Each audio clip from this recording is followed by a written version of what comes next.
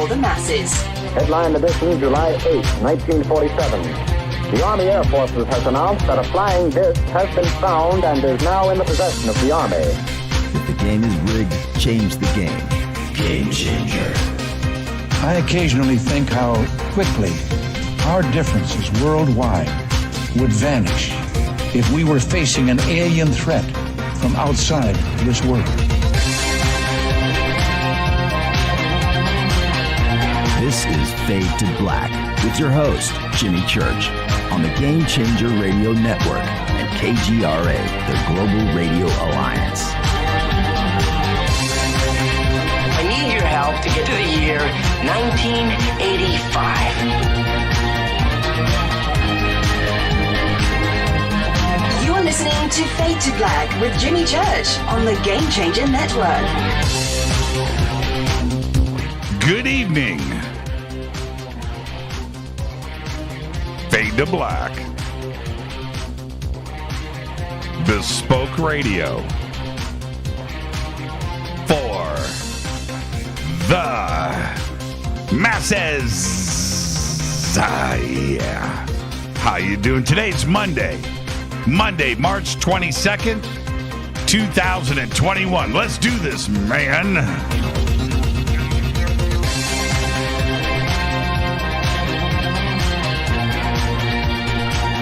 We are 81 days into the new year. Just 284 days left. We are live from a bunker somewhere in the middle of beautiful downtown Burbank, California, and I would like to welcome everybody listening all around the world, all across the United States, hither and thither, to and fro, back and forth, up and down, east and west, north and south, far and near. This is Fade to Black for KJCR, the Game Changer Network, and KGRA, the planet. I'm your host, Jimmy Church. What is cracking, everybody? How you doing? How you doing? All right. What an amazing week we've got coming up on Fade to Black.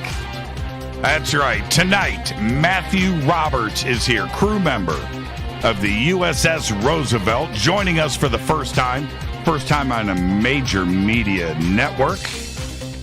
Tomorrow night, Eric Mitchell is here. Also, for the first time, you've been waiting to hear from Eric. I know this. Tomorrow night, Eric Mitchell. Wednesday night, it's the return of Terry Lovelace. Holy smokes, what a week on Fade to Black. And then, of course, Thursday night is another Fader night with open lines all night long. Now, I want to kick this off. I've got a special guest that is going to be joining us in a few minutes.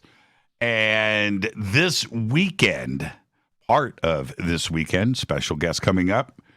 Get ready. This weekend, Saturday the 27th, I will be doing a ghost investigation with the Dark Zone at a police precinct here in Los Angeles, which is now the LAPD Police Museum. The links for it are posted throughout social media. And in a few minutes, I will be joined with a special guest, but I'm going to keep it as a surprise. Something in my throat. Just like that. Yeah, because I'm ghost hunting. That's right. And I cannot wait for this. So all you have to do is go to thedarkzone.tv. All right, the links are up throughout social media. It is going down Friday, Saturday, and Sunday, all live. You know how the Dark Zone does it. I'll be there Saturday night with the team. Ha, ha, ha. I can't wait. I cannot wait for this. And there is so much going on with this particular investigation. And I'll be discussing all of it with our very special guest here that's going to be here in a few minutes. All right. So, also, I will be at the UFO MegaCon June 6th through the 12th in Laughlin, Nevada. Go to LaughlinUFOMegaConference.com. Only 250 tickets are being sold to this event, 7-day event, live and in person.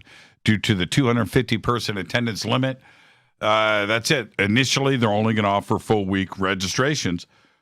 It's probably going to sell out. So, Fader Knots, I want nothing but F2B T-shirts there.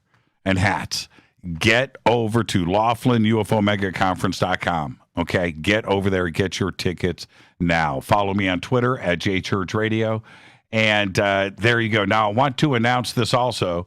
Now, through this Thursday, River Moon Coffee and Fade to Black have a very special offer for you. It's somebody's birthday, but I will announce that on Thursday night. Just go to our Amazon store. The links are up throughout social media. And for the next 4 days, you get our world-famous Fade to Black blend coffee for an additional 15% off of the already discounted price with the promo code JimmyFade15. All right, the links are posted throughout social media. Take you straight to the Amazon store. That's all you got to do. It's a very cool special event. All right? All right. Happy birthday to today. William Shatner is 90 years old today. Reese Witherspoon is 45. Matt Modine today is 62. And jazz great George Benson is 78. Our dead guy's birthday today is Keith Relf, 1943 to 1976, died at the age of 33. Keith, of course, was the lead vocalist and harmonica player for the Yardbirds. His blues harp and vocals were the key to Yardbirds' sound and success, and were the group's three superstar lead guitarists, Eric Clapton, Jeff Beck, and Jimmy Page. That's right. He co-wrote many of the original Yardbird songs, Shapes of Things, I Ain't Done Wrong, Over, Under, Sideways, Down, Happenings 10 Years Time Ago. That's Keith Relf. He also sang an early version of Dazed and Confused. That's right. That's right. They did that in live Yardbirds concerts, and it's pretty cool to see, which, of course, was later recorded by Led Zeppelin. In a rock and roll lifestyle, Keith died in the basement of his home in 1976 at the age of 33 from electrocution while playing a guitar. That's right. Happy birthday, Keith Relf. On this day in history, 1984, 7 teachers at the McMartin Preschool in Manhattan Beach, California, are indicted. 7 years later and millions of dollars spent, the case against the teachers came to a close with no reputable evidence of wrongdoing and no convictions. Fader fact. In Italy, in 1954, now listen to this. In Italy, in 1954, a soccer match, Fiorentina versus Pistoia,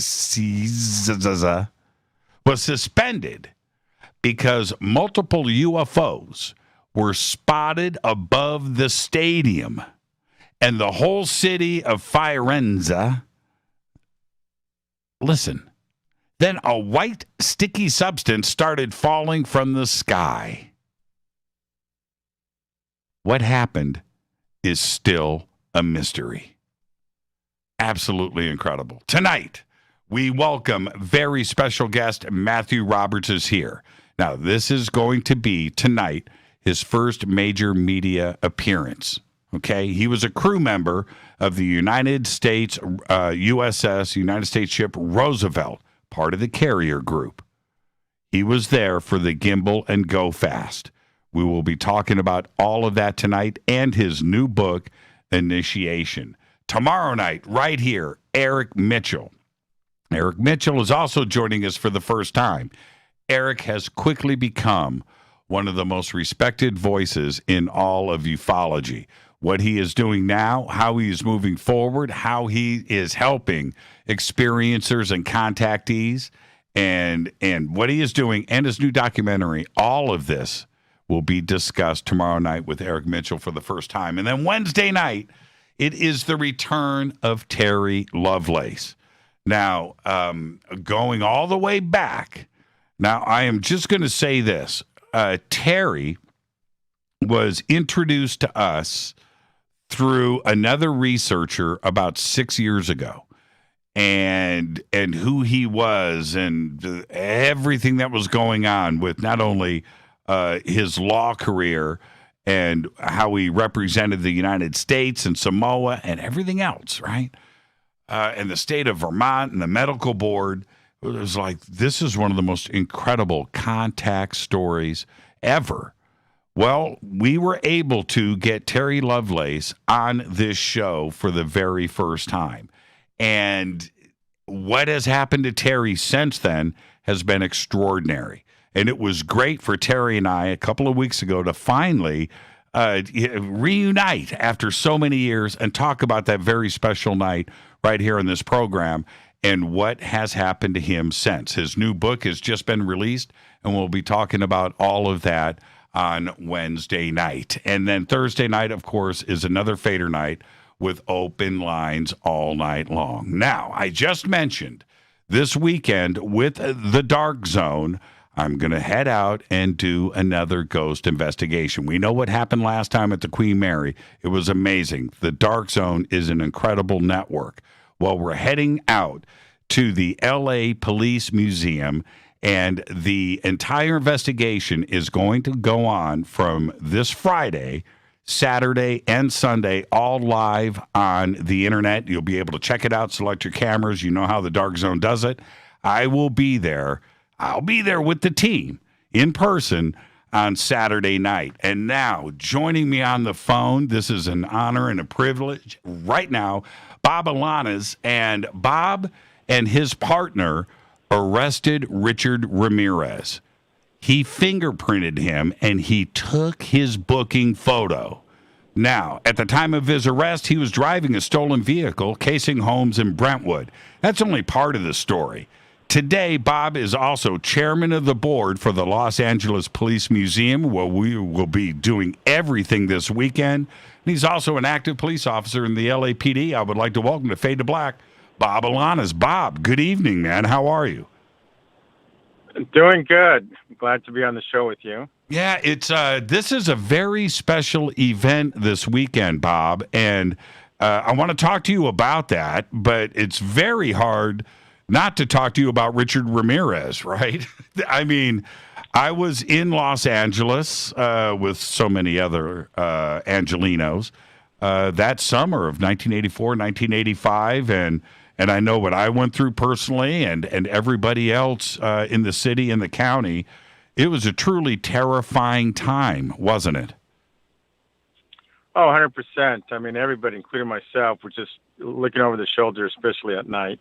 Very active, both in the sadistic way he murdered people, whole families, and he did a lot of other atrocious things. But on that particular night, he was in Brentwood, and we didn't know what he looked like, and we actually didn't know who he was.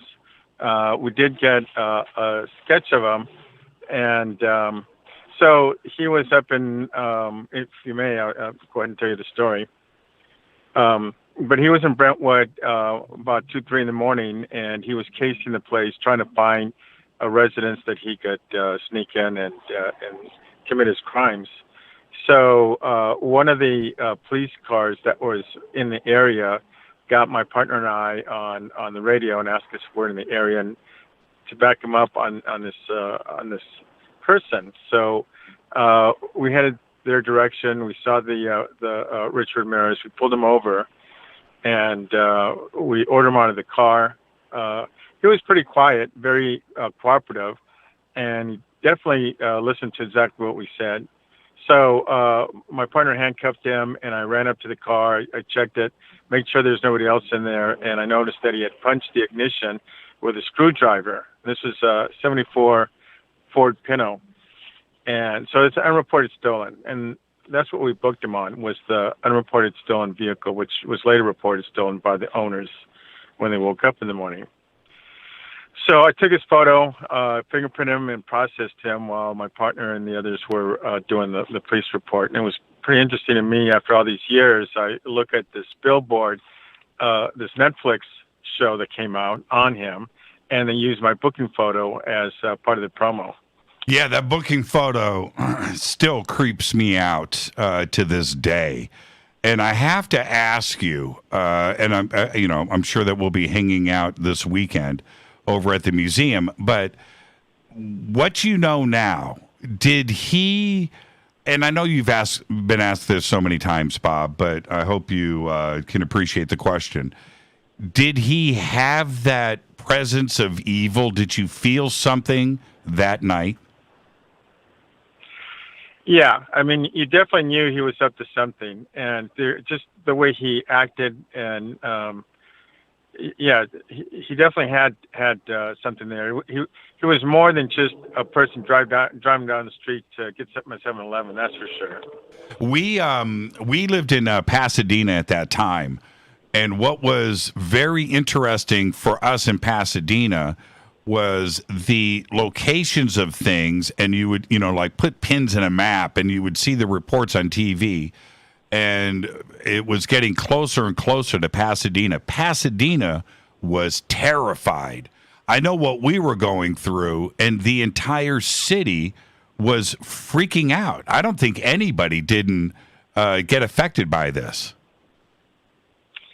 No, he went around all over the city, I think, on purpose to just keep everybody frightened, like as you said.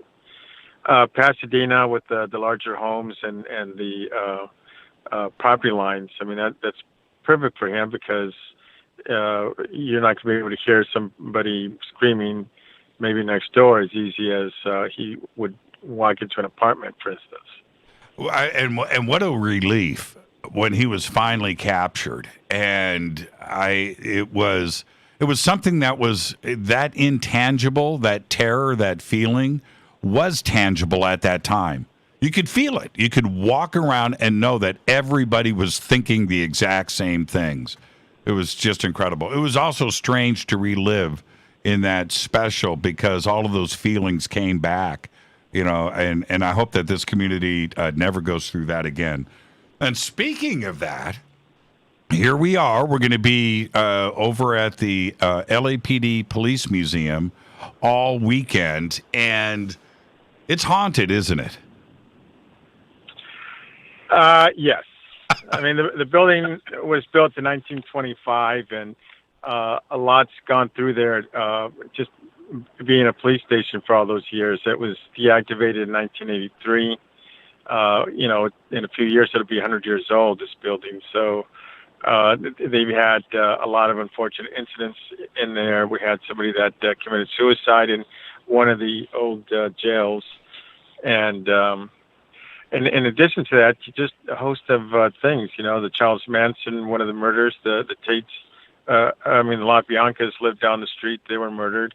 You had the Hillside Strangler that was active.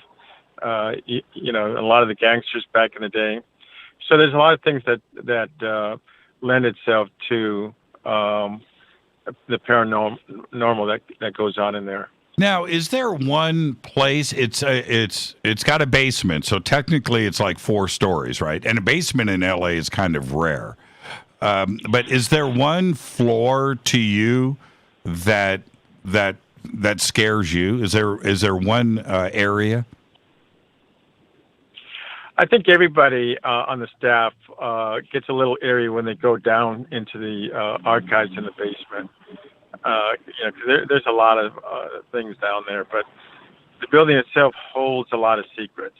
And then upstairs in the North Hollywood shootout, that would be probably our biggest hit as far as people feeling something. And the things that we capture on camera. It's astounding. Now, why? And when I read about the North Hollywood part of things, I'm from the Valley, right? I'm in Burbank now, but I lived in Sherman Oaks when the North Hollywood shootout went down, and it was, it's a big piece of the San Fernando Valley history. But why would that section of the museum have the most activity? What are your thoughts on that? So I'm not one that really follows the paranormal, industry. I don't know a lot about it. I've just learned a little bit in the last, few months. So bear with me and your viewers. When I describe things, I don't know what they are, but I can describe what they are. Sure. So for the North Hollywood shootout, these individuals were in a big shootout with the police department. while robbing a Bank of America in North Hollywood. Everything that pertains to them at the time of death is at the museum. You know, we have their vehicles, their a lot of the personal belongings, the clothing, the weapons, everything is there. So my theory is that, you know, spirit probably is the same as we are now. We were very sentimental, and we have attachment to some things that belong to us, our history. You know, we always talk about our past.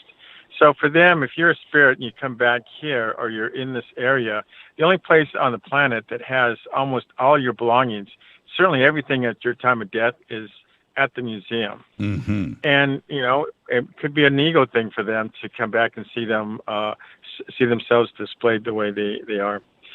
I have to also tell your viewers that we have a lot of activity around the anniversary of certain events. And so for this particular case, February 27th, the last day of the month of February, that's when this occurred. So in the month of February, we'll start getting more activity for some odd reason.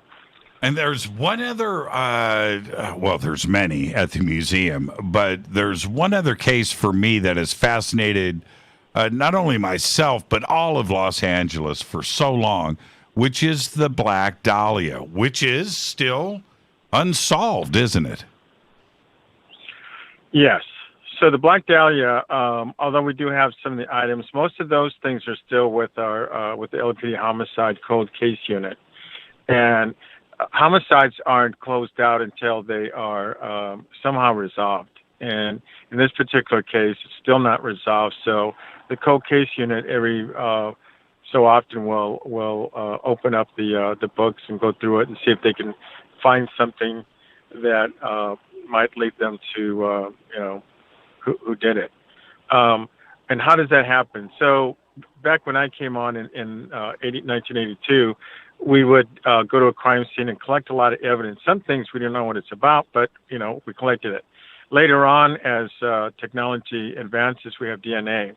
DNA allow us to go back in time and pick up items and then try to make a match. So that's why cold cases are very important. And you revisit these things because technology changes, and we might have something that can help us, break the case. With the LAPD Police Museum, I want everybody to understand how this building came to be a museum. It was a precinct. It was active. So investigations, arrests, criminals, everything filtered through this particular precinct. It's not a standalone museum that was built. This was active. So a lot of these homicides and things from the past did filter through this particular building, right? Yes. A whole host of things have come through. And you know, in our archives, we have a lot of, we have a lot of blood. A lot of dried blood. You know, we have a lot of things that. So if a case is solved, then it gets to a point where, you know, what do you do with the material? So if it's something of interest, then we will receive that property. If it's, you know, of no value, then it's destroyed. So we do have some interesting items that's tucked away. That's why walking down some of these hallways with all the files and boxes and stuff, that's where things get kind of creepy for people, I guess. Well, you know what got creepy for me was when I saw the picture of the building. It was so funny that, and I think of Hall of Justice, you know, HOJJ downtown, and its history, and of course, you know, City Hall and things. And then when I first looked at this, and I didn't realize it's really just down the street from our studio here in Burbank. It's right here in the neighborhood. And I looked at it and I went, that place, that's haunted, right? Why hasn't there been other ghost investigation teams jump on this location? But we're the first team to go in and do this, aren't we? Yes. So our staff has reported a lot of incidents in the past, but I think up until recently, me specifically, the leadership has been very conservative and very close-knit. So with me, I think that this is something that is of interest, not only to your readers, to your viewers, but, to us, what's actually happening. And we hired, for instance, a young lady as a receptionist to greet you as you come in and sign you in and everything. And after a few months, I asked her, this is last year, how things were going. And she said, everything is going fine, except over in this one jail section, people, when they sign out and we ask how things went, they usually say that, something mechanical goes wrong with their equipment, or it gets extra cold in there. They feel a presence. There's something there. And that's the area where the individual that I mentioned earlier had committed suicide. And we've always had issues there. But it was interesting to me to hear from somebody that had no clue that this was going on in the past. So that is what got me to raise my eyebrow and thinking, maybe there is something here. Well, we're going to find out. I'm really looking forward to it. And Bob, thank you for taking the time tonight to come on and talk to us about this great event that's going to happen this weekend. But more than that, thank you for your service. Okay? Thank you so much, and be safe out there. Thank you so much. Thank you, Bob. Have a good night. You too, Bob. And that is Bob Alanas, and Bob arrested Richard Ramirez. And he is chairman of the board for the Los Angeles Police Museum. I will be there on Saturday night, this March 27th. The investigation with the Dark Zone is going on Friday, Saturday, and Sunday. And you can head straight over to thedarkzone.tv and get your tickets and all the information that you need. It's going to be great. I'm really looking forward to it. Thank you so much, Bob. Bob is an active, right now, LAPD officer, and he might be on the job right now. I was wondering if something was going to go down during his time with us on the show. All right, I'm going to take a quick break. This is Fade to Black. I am your host, Jimmy Church. Tonight, right here, for the first time, Matthew Roberts, crew member of the USS Roosevelt and the Carrier Group, when the Gimbal and the Go Fast went down. Matthew's going to join us right after this short break. Tomorrow night, right here, Eric Mitchell for the first time. Wednesday night, the return of Terry Lovelace. I'm your host, Jimmy Church. This is Fade to Black. Stay with me. I'll be right back with Matthew Roberts.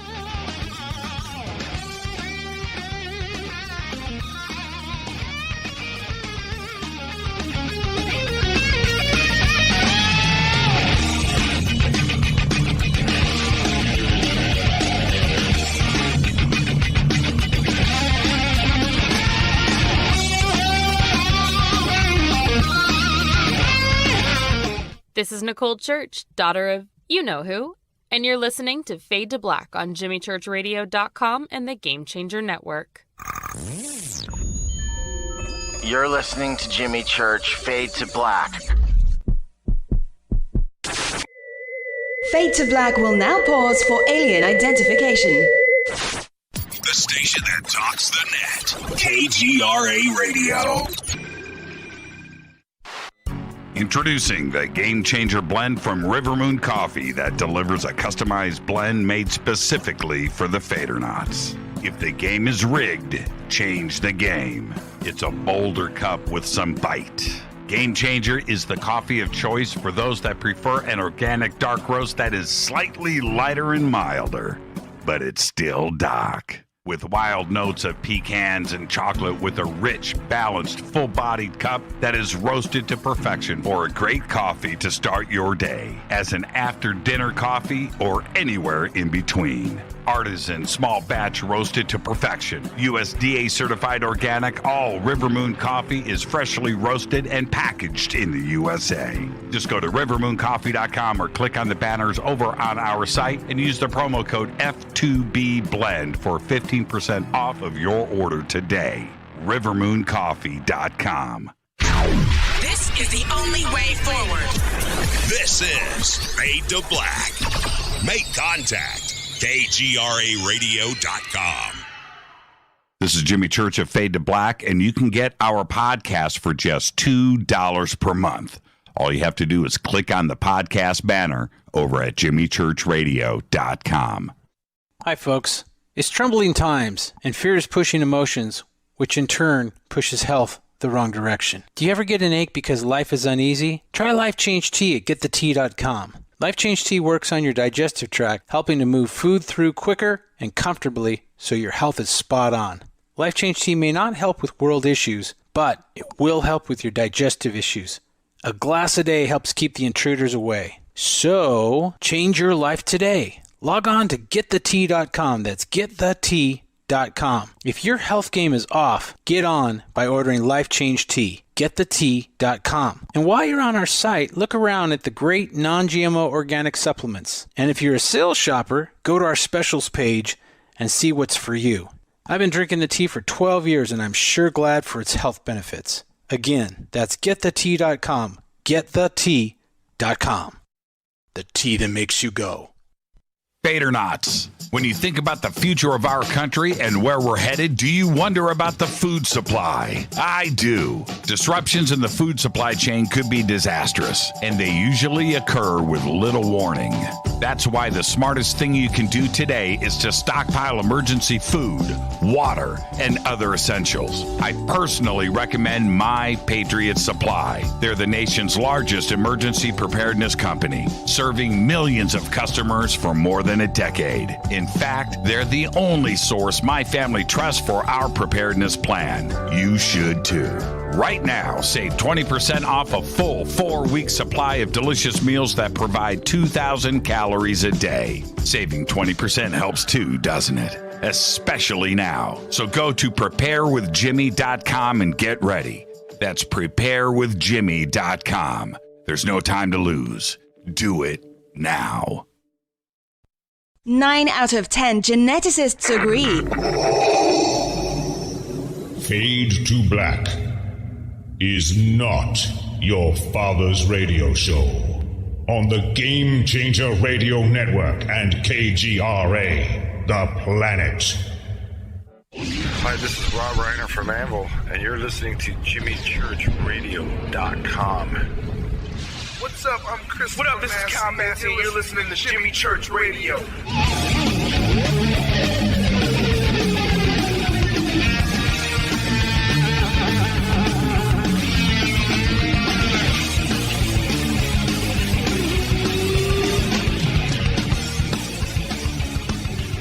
All right, welcome back. Fade to Black. I'm your host, Jimmy Church. I want to thank Bob Alanis for coming in. His commitment to this community of Los Angeles cannot be measured. And he is the chairman of the board over at the museum. And it's going to be a great event this weekend. And for him to take the time to come in and hang out with all of us. Thank you, Bob, for that. The website is simple. It is thedarkzone.tv. I will be there Saturday night with the team. And it's going to be another amazing Dark Zone event. And tonight, right now, Matthew Roberts joins us for the first time. His first major media appearance. Now, Matthew spent 16 years in naval intelligence. In 2015, he was president on the Theodore Roosevelt Strike Group for the events that brought us the now declassified Gimbal and Go Fast UAP footage. After those events with the Theodore Roosevelt Strike Group, he transferred to his new duty station at the Office of Naval Intelligence in Washington, D.C. It was during his time at the Office of Naval Intelligence that he began to have personal experiences with the phenomenon. We'll be talking about all of that tonight and his new book, Initiated. He left his job at the Office of Naval Intelligence in March of 2020 when he ended his 16-year career with the Navy. His book is available on Amazon. The links are over at jimmychurchradio.com. Click and get Initiated. And now, I would like to welcome for the first time to Fade to Black, Matthew Roberts. Matt, good evening, man. How are you?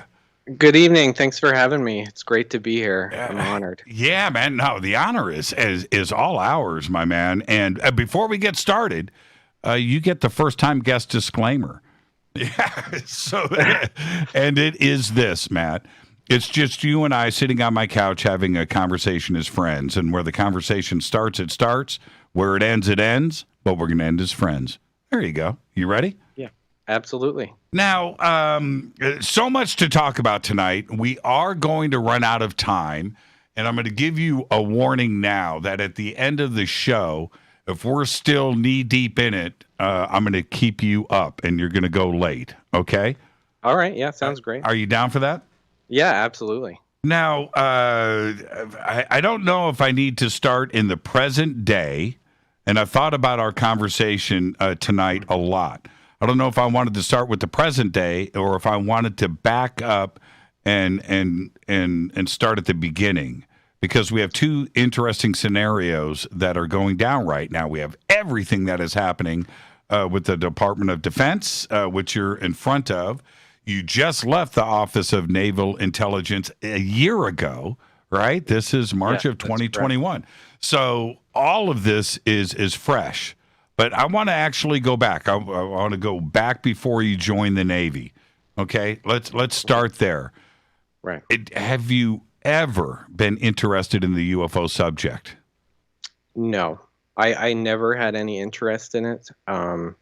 In fact, I can remember several times, even as a child, some show would come on and they would start talking about, experiences and abductions and UFOs, and I would just kind of roll my eyes and change the channel. I think a lot of people have that reaction to it, and I think a lot of people still have that reaction to it.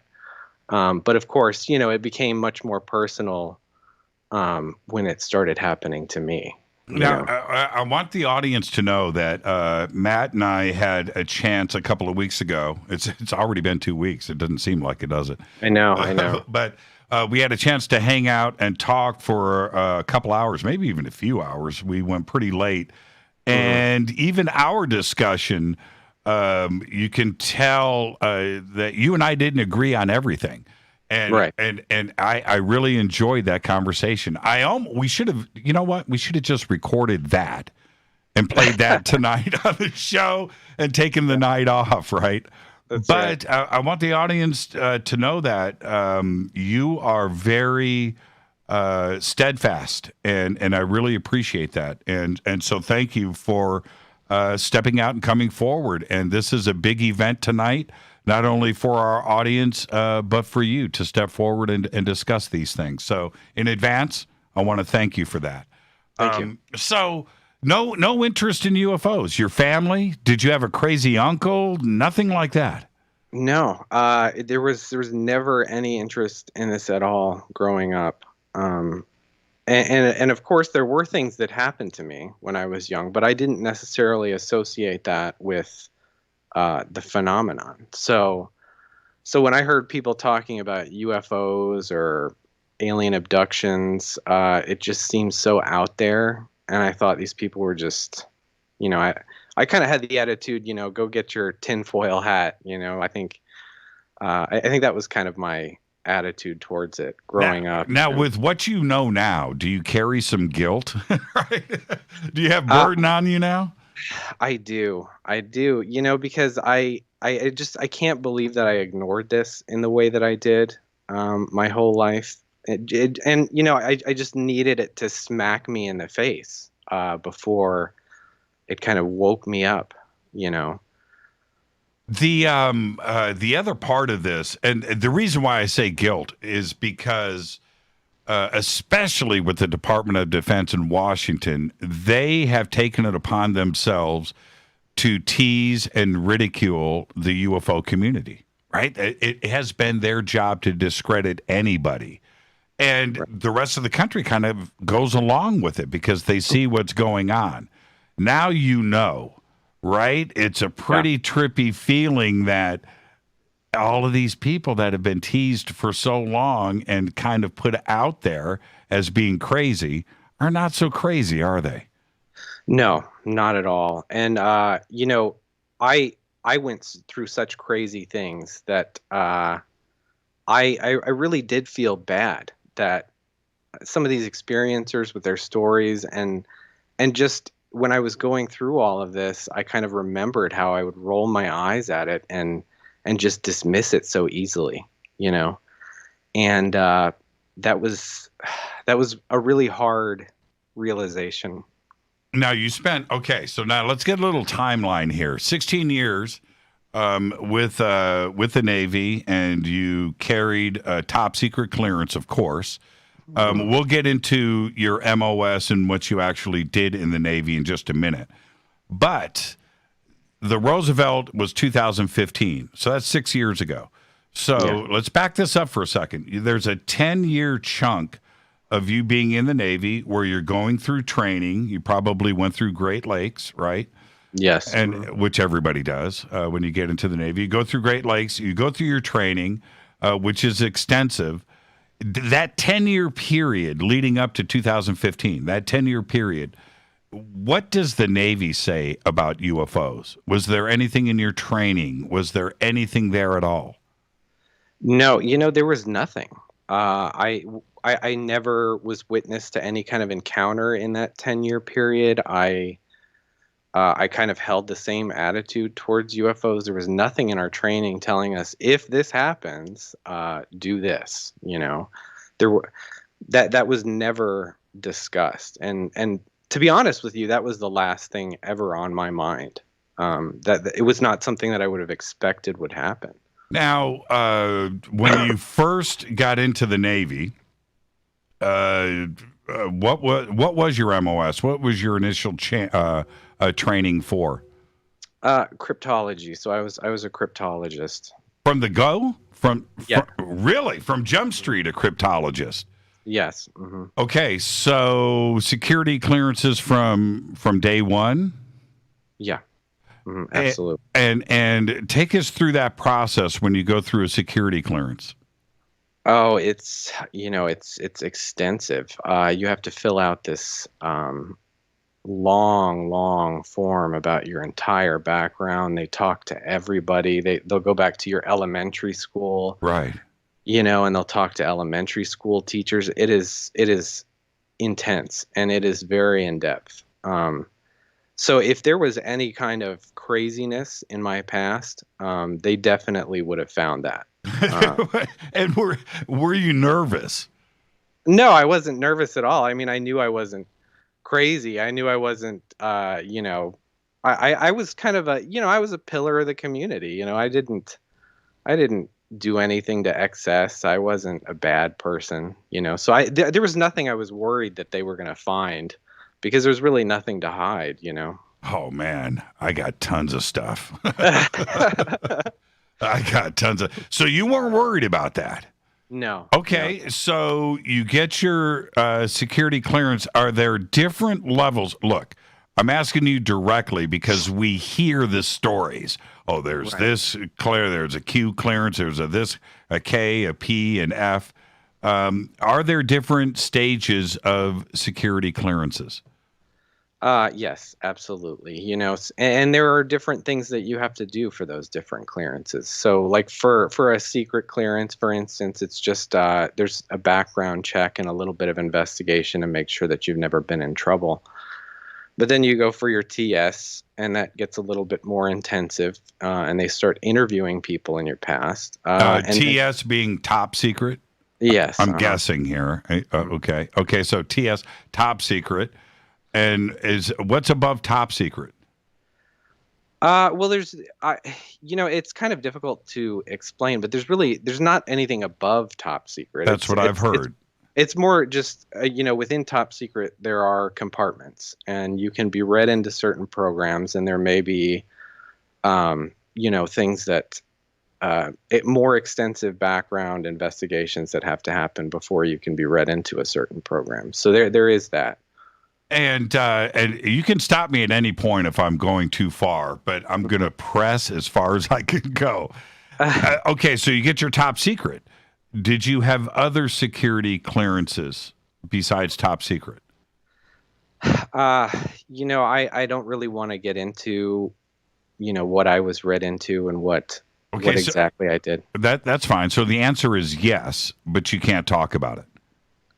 Well, I just don't want to even go there. That's that's going to be the answer. I'm sorry about that. That's fine. That's fine. Okay, so now a couple of fun questions.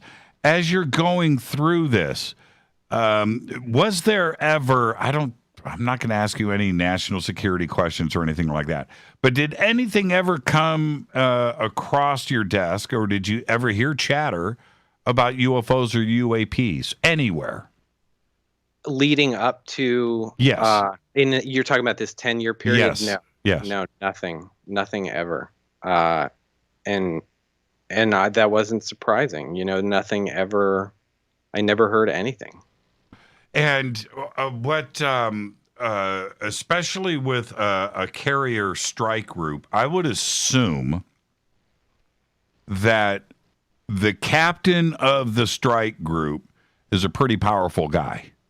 How many crew members on the various vessels, of which there must be dozens, how many crew members are we talking about that fall under that command?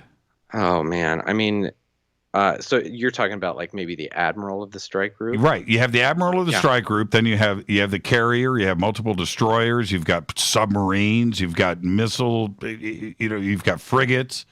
So what are we talking about? 20,000 probably crew? Well, I would say it's probably above.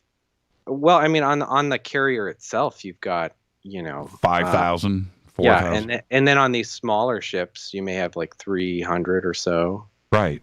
And it adds up pretty quick. Yeah, it's quite a few people. And so when the command of a strike group like this, and an incident happens with a UAP, UFO, whatever you want to call it, something that's not ours, that can't be unidentified, is this logged? I don't know. I don't know where it would be logged.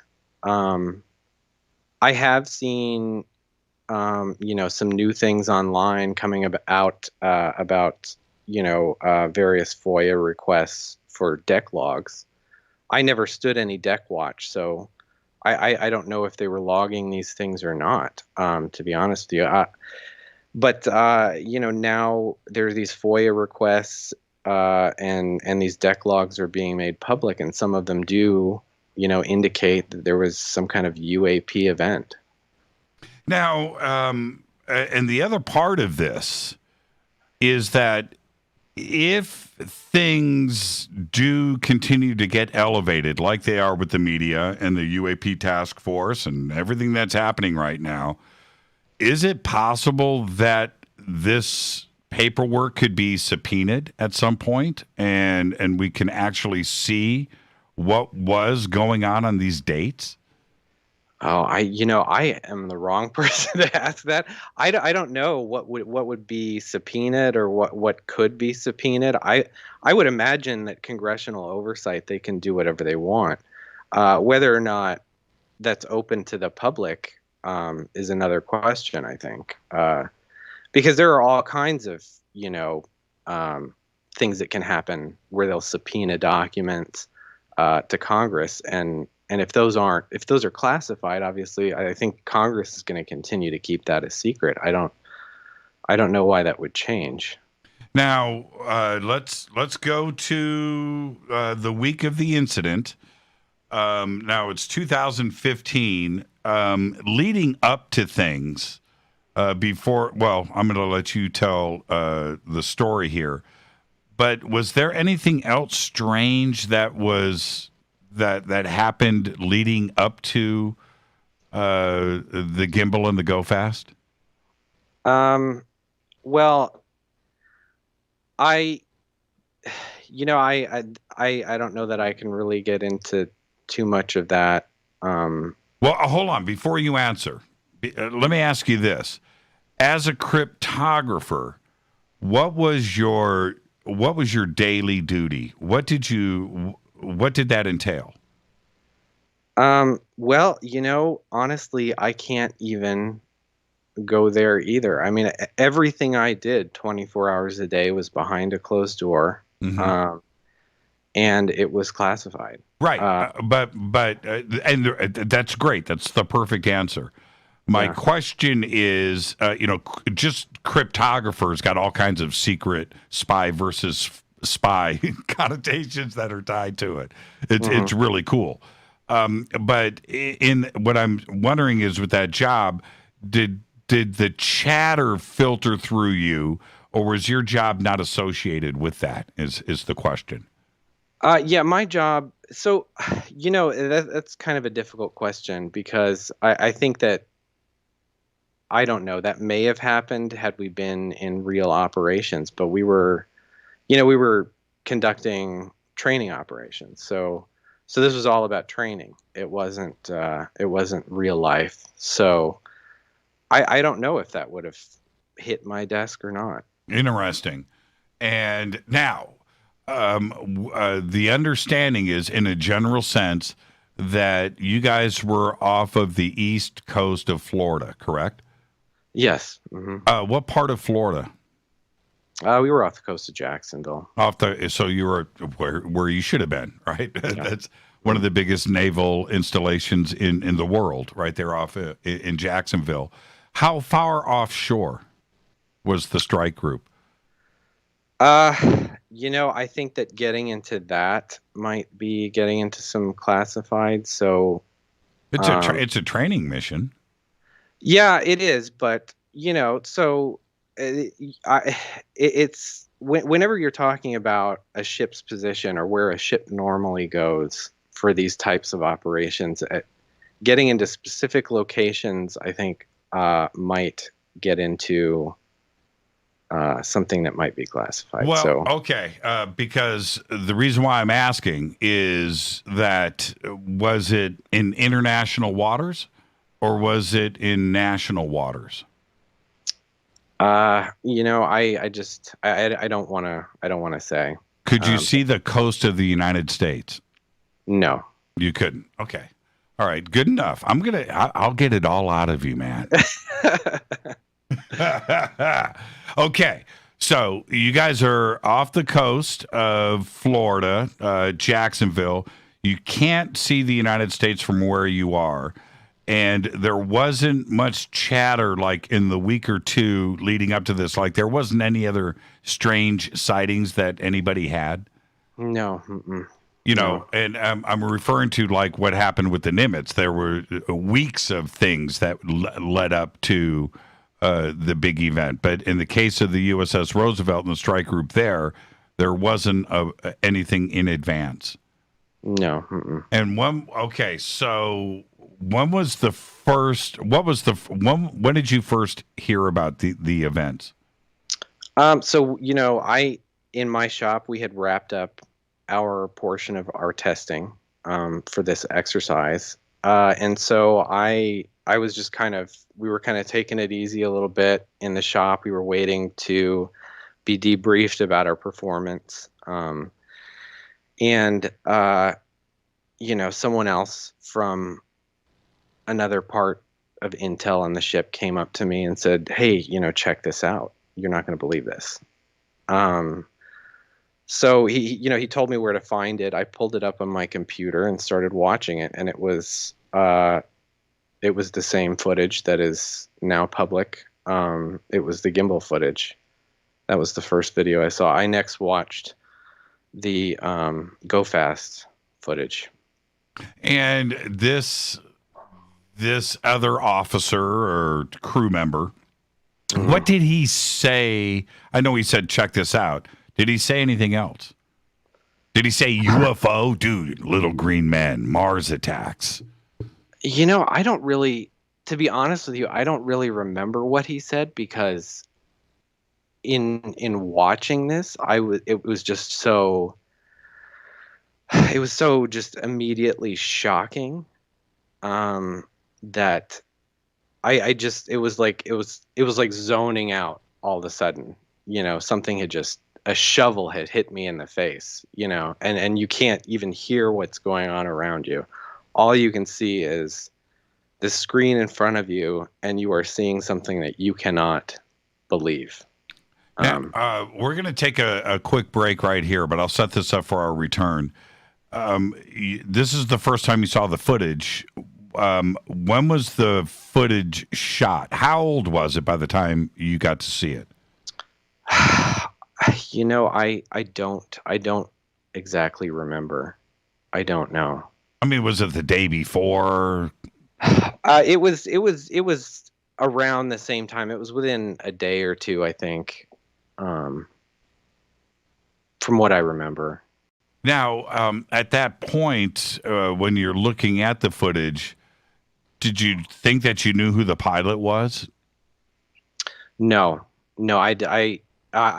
there, you know, the air wing is on board, and there are so many pilots that, and you never, in debriefs and things like that, you never hear all of them speak. You don't get to know everybody, but I can tell you when I watched the show Unidentified that I did recognize them from the ship, because I would see the pilots coming and going from the flight deck all the time. Sure. Just in passing in the P-ways and stuff. And so I did recognize them from the ship. What's a P-way? It's what we call a hallway on a ship, passageway. Passageway. We're going to be talking about P-ways a lot tonight, everybody. So need to let them know what we're talking about. All right. Well, Matt, stay right there. We've got a lot more to discuss. This is Fade to Black. I am your host, Jimmy Church. Tonight with us for the first time, Matthew Roberts. Matthew was a crew member on the USS Roosevelt in that strike group when the events went down back in 2015 with the Go Fast and the Gimbal. I'm your host, Jimmy Church. This is Fade to Black. Stay with us. We'll be back after this short break.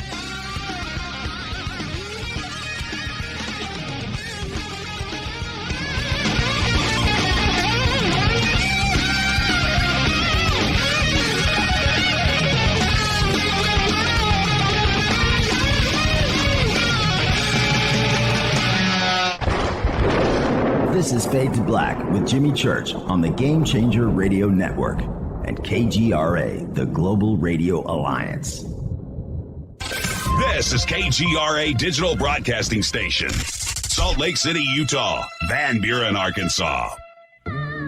Hello, my name is Billy Carson, and I am a best-selling author and the founder of ForbiddenKnowledge.tv. Together with my team, we have built an all-new conscious streaming TV platform designed with every family member in mind. If you have ever wanted to travel the world and attend lectures and workshops from your favorite speakers but weren't able to, look no further. ForbiddenKnowledge.tv. There are dozens of workshops and lectures from speakers you know and love. We have also included amazing categories to assure that your consciousness is entertained and elevating on a daily basis. Amazing interviews, ancient history, ascension knowledge, wisdom teachings, documentaries, conspiracies, mysteries, health and fitness, conscious cooking, meditations, finance, yoga, and so much more. To start your free trial on any mobile device or computer, surf to ForbiddenKnowledge.tv. That's Forbidden Knowledge with the number 4, ForbiddenKnowledge.tv. Again, visit ForbiddenKnowledge.tv today. Listen, I know, and you know, that you've always wanted your first crystal skull. Or maybe you're a collector just like me, but you just don't know where to go to find the real thing. Then I met Carolyn Ford over at EinsteinTheCrystalSkull.com. Carolyn is the guardian of Einstein, one of the most respected ancient crystal skulls in the world. All of her unique skulls have been imprinted sitting with Einstein in his sacred lodge and are carved from the finest gemstone and materials. Imprinting is the process of receiving the ancient wisdom from the master skull or master computer, Einstein the Ancient Crystal Skull. To see Carolyn's current collection of crystal skulls, just visit her store at EinsteinTheCrystalSkull.com or click on the banner over on our site. Don't forget to use the promo code Jimmy at checkout to receive 10% off of your order today. That's promo code Jimmy. Finding your first or next crystal skull is easy. Just visit EinsteinTheCrystalSkull.com. When you take the beans from Central America with dashes of Indonesian and African mixed in and then roasted to the dark side of Fade to Black, you create the ultimate brew of fringe. Introducing the Fade to Black blend from Rivermoon Coffee. Yes, Rivermoon's darkest customized roast was created for the love of Fade to Black.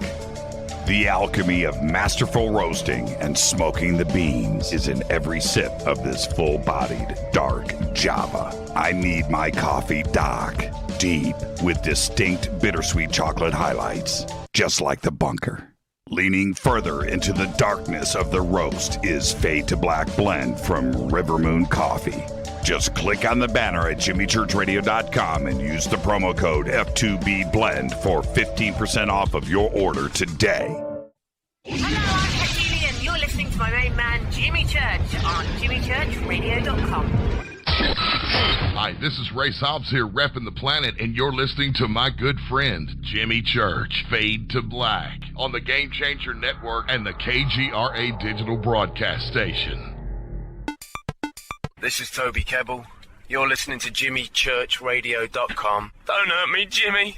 I'm only little. Hey, I'm Adrian Grenier. And this is Ari Gold. We're the Honey Brothers. We're of the Honey Brothers. Hey, I'm Adrian Grenier. And I'm Ari Gold. We're the Honey Brothers. And you're listening to Jimmy Church. The Revolution. This is Jimmy Church of Fade to Black, and you can become an official Fadernaut by just going to our membership section at jimmychurchradio.com. Hello, this is Serena Wright Taylor from Conscious Life Expo, and you're listening to Fade to Black with Jimmy Church, who holds the Lucky Pony record for the best astrological chart since 1963. True story. This is Micah Hanks of the Gralien Report, and you're listening to Jimmy Church on Fade to Black, across the globe on the Game Changer Radio Network and the one and only KGRA Radio, The Planet.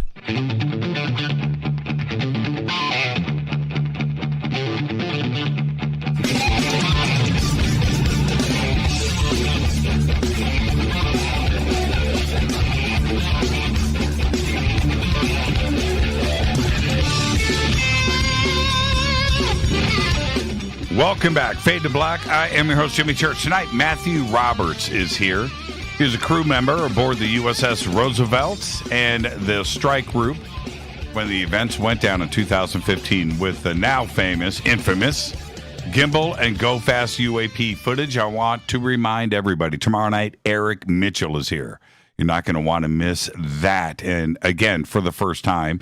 And then Wednesday night, Terry Lovelace is back, and I'm really looking forward to that. Thursday night, of course, is another Fade to Black Fader night with open lines all night long. Tonight, it's Matthew Roberts. And Matt, staying on this specific day, now you're looking at these two videos, and I know that I asked, did the incident happen the day before? And you're guessing that this footage is fresh, right? This is all very recent. How many times did you watch that footage that first time through? Oh, I don't even remember. It was a lot. I kept playing it over and over again. And in fact, on the subsequent deployment, I would pull it up and just look at it, because I thought it was so just surreal and fascinating. I was just absolutely mesmerized by it. I mean, it was incredible to watch, and I couldn't make sense of how this thing was moving in the sky because I couldn't see signs of propulsion there. If you see a jet in this same type of footage, you will clearly see a huge exhaust plume of heat, and in looking at this, there was none of that, and it didn't seem to have wings, so it was puzzling, to say the least. And something that I noticed, though, is that my immediate coworkers, I can't speak for what was happening up the chain of the command. I wasn't privy to that. I don't know. But I can speak for the people that I immediately worked with. They were just very uninterested in it.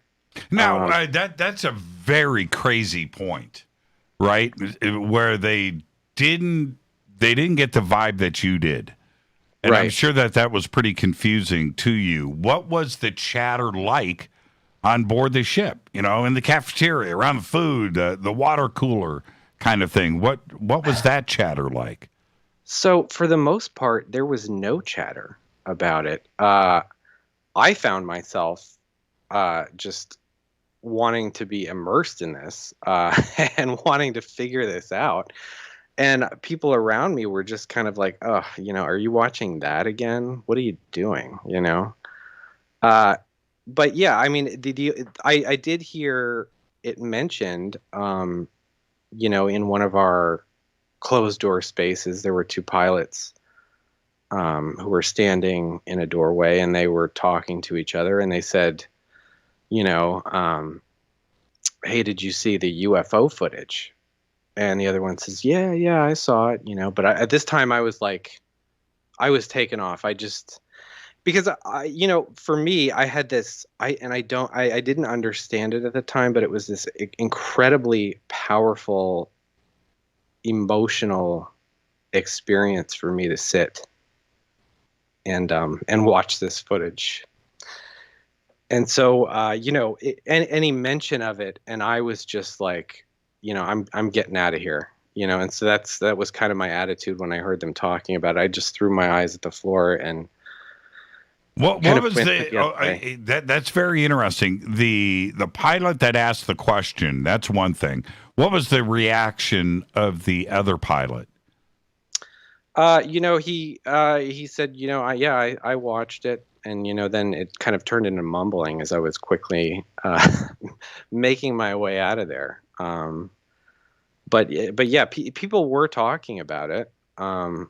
But that was the only mention of it I had ever heard outside of just me talking to other people that I worked with about it. And now, why do you think they were dismissive?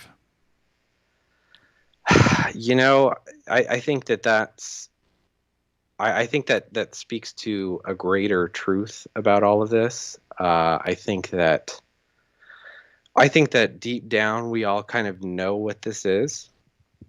And that if we're not ready for it, then it won't speak to us. We're going to ignore it and just toss it to the side. And I think that is why there has been this reaction in the public that is just very kind of disconnected and uninterested in this topic. And I think that's what's happening with that. Not so much now, but maybe back then. Certainly, there's a great interest today, and I'm sure you're surprised after all of the dismissiveness with your own experience and who you spoke to, versus today, where this is front and center all the way up to the Senate Intelligence Committee and beyond. Yeah, I mean, I think it does deserve that kind of attention for sure. But I think even still, with the general public at large, I think that there's kind of a disinterest in this topic. Would you not agree with that? Not from where I'm sitting, and I've been involved with it for a long time. In that I feel free to talk about it without ridicule. Yeah, right. And it wasn't that way in the past, for sure. Now, okay, a couple of specific questions. There are some coincidences here. Of course, we've got 10 years of time, but the Nimitz is on this coast, and its strike group, it has an incident, right? Okay. Yeah. And then the Roosevelt is on the other coast, but it's another strike group that also has an incident. Is there anything that connects the two? Connects them? Well, I mean, obviously they're both naval strike groups. But other than that, I'm not sure that there really is much that connects them. It's kind of hard to say that these two. I mean, I guess they are the same. I mean, we were both doing our workups. We were both in our workup cycles. just on opposite ends of the country. So there is a lot of similarity there. But what that means, I don't know that I really could say. And why the Navy? Why the Navy? Marines are having their exercises, right? The Army has their exercises. The Coast Guard does something once in a while. We have the Coast Guard, and in the Army. But why the Navy, and why out in the water off of two coasts with events that you have to step back and go, something is going on here? But it seems like it's the Navy. Why isn't it the Air Force? Why is it just the Navy?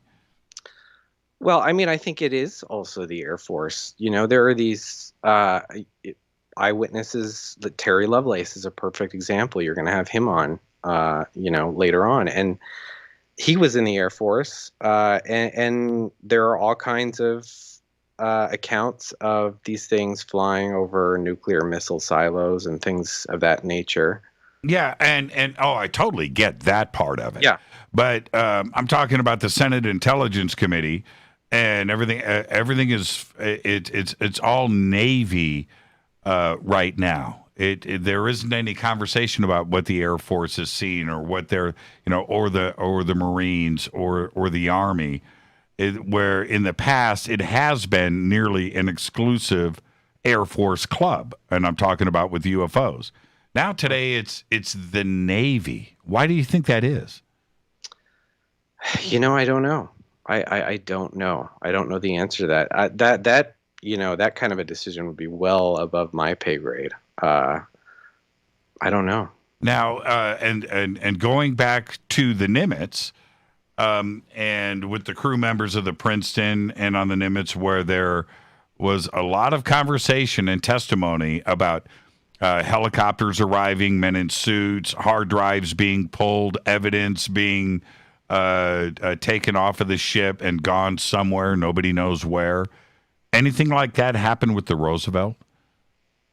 No. I mean, not that I know of anyway. I certainly didn't see any of that. But I think that but that could be just because, obviously this footage was obtained by the Pentagon. Otherwise, it couldn't have been released from there. But I think I think the fact that it was so much later also speaks to the fact that a lot of this stuff is digital now. Mm-hmm. So you don't have to necessarily go in and pull boards and things like that. You can just kind of send these things in other ways digitally.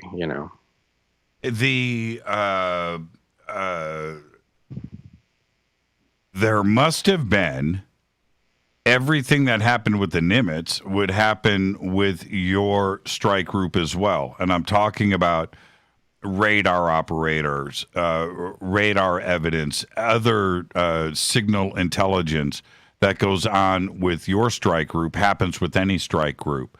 Right, so it's not just the footage; it's everything else too as well. Right, you can assume that same stuff happened with the Roosevelt. I would assume so. And I talked to people about that, but nobody seemed to have.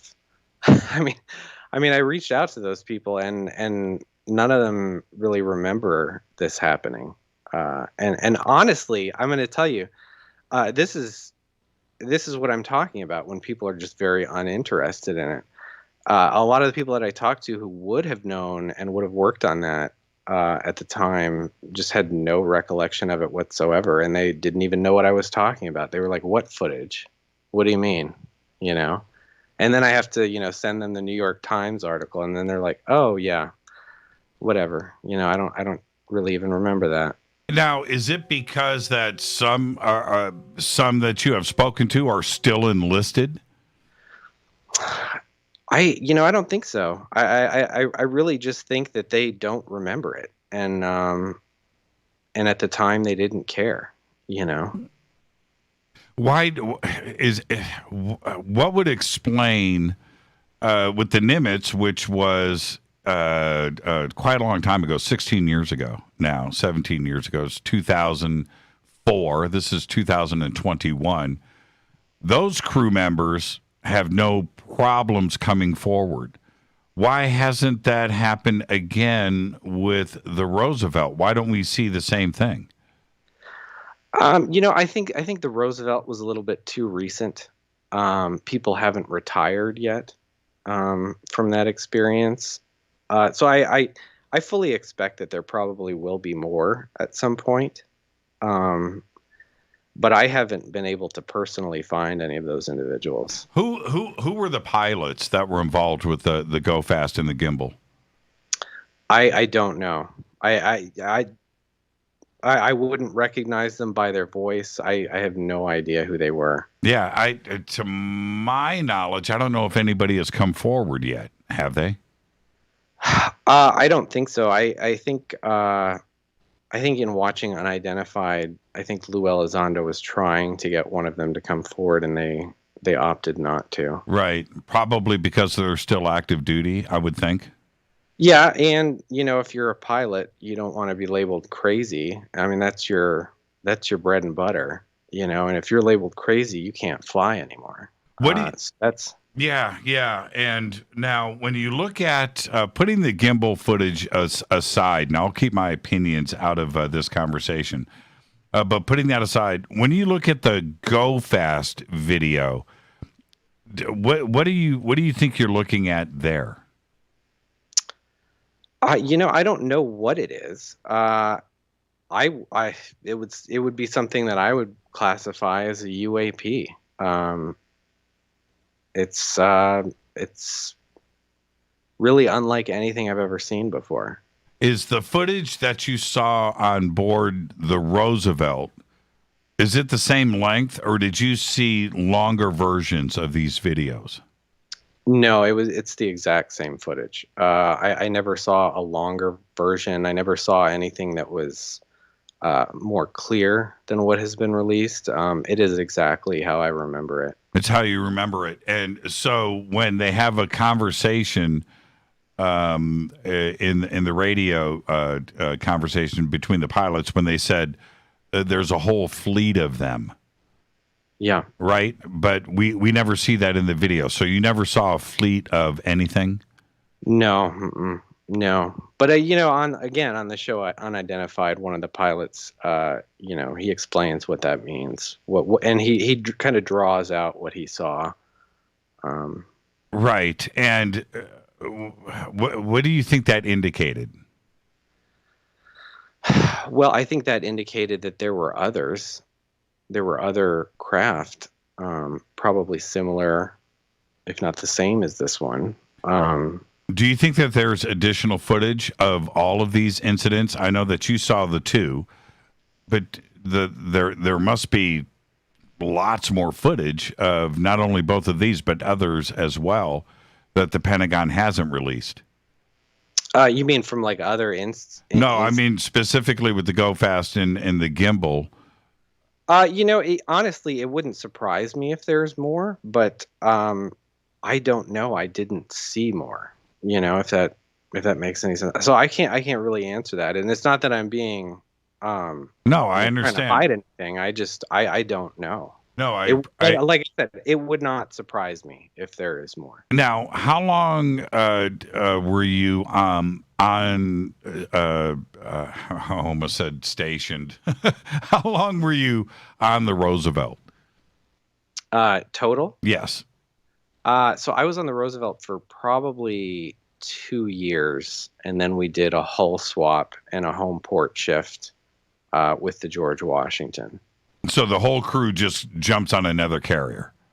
Yeah. Yeah, I got you. Yeah. So we did our deployment around the world, left Norfolk, and then pulled back into San Diego, and then we all left San Diego and landed on the George Washington. So the incident itself, the Gimbal and the Go Fast, with your 2 years on the Roosevelt, what part of the 2 years did the incident happen?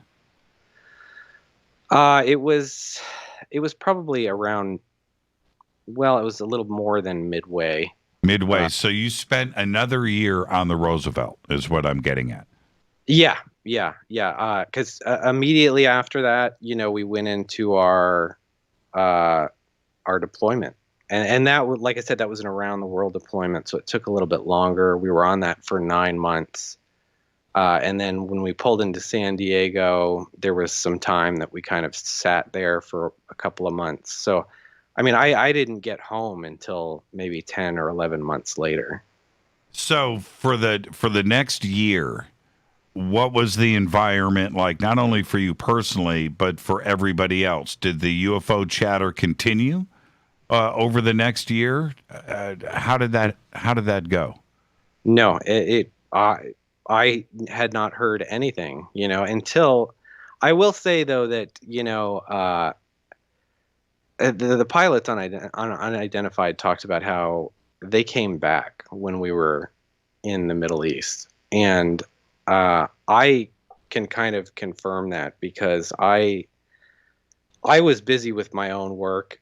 Sometimes I would work 20 hours a day, no joke. So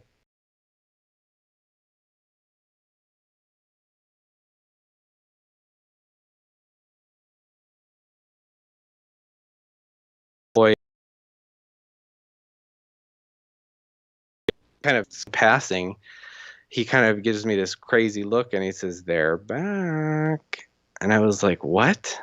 Are you serious?" But like I said, I was busy, so I didn't stop and talk to him about anything. I just, went on about my business. I had 10 million other things to do that were occupying my time. What part of the world were you guys in when he said this?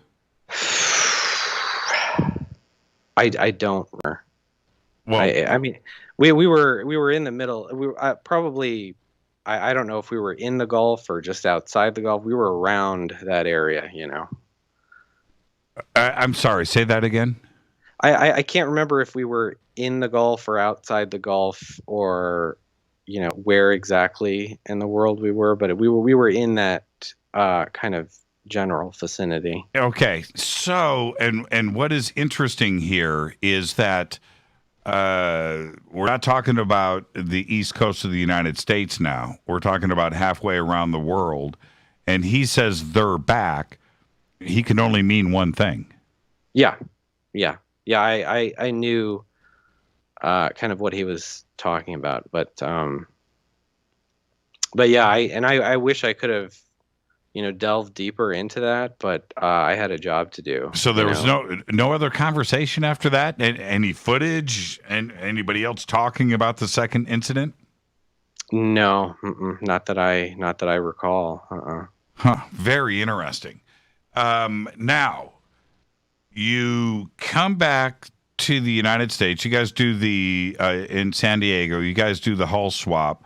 You go back out on another tour, I'm assuming a year or more, right? You guys, and then how long were you out to sea before you transferred to O&I in Washington, D.C.?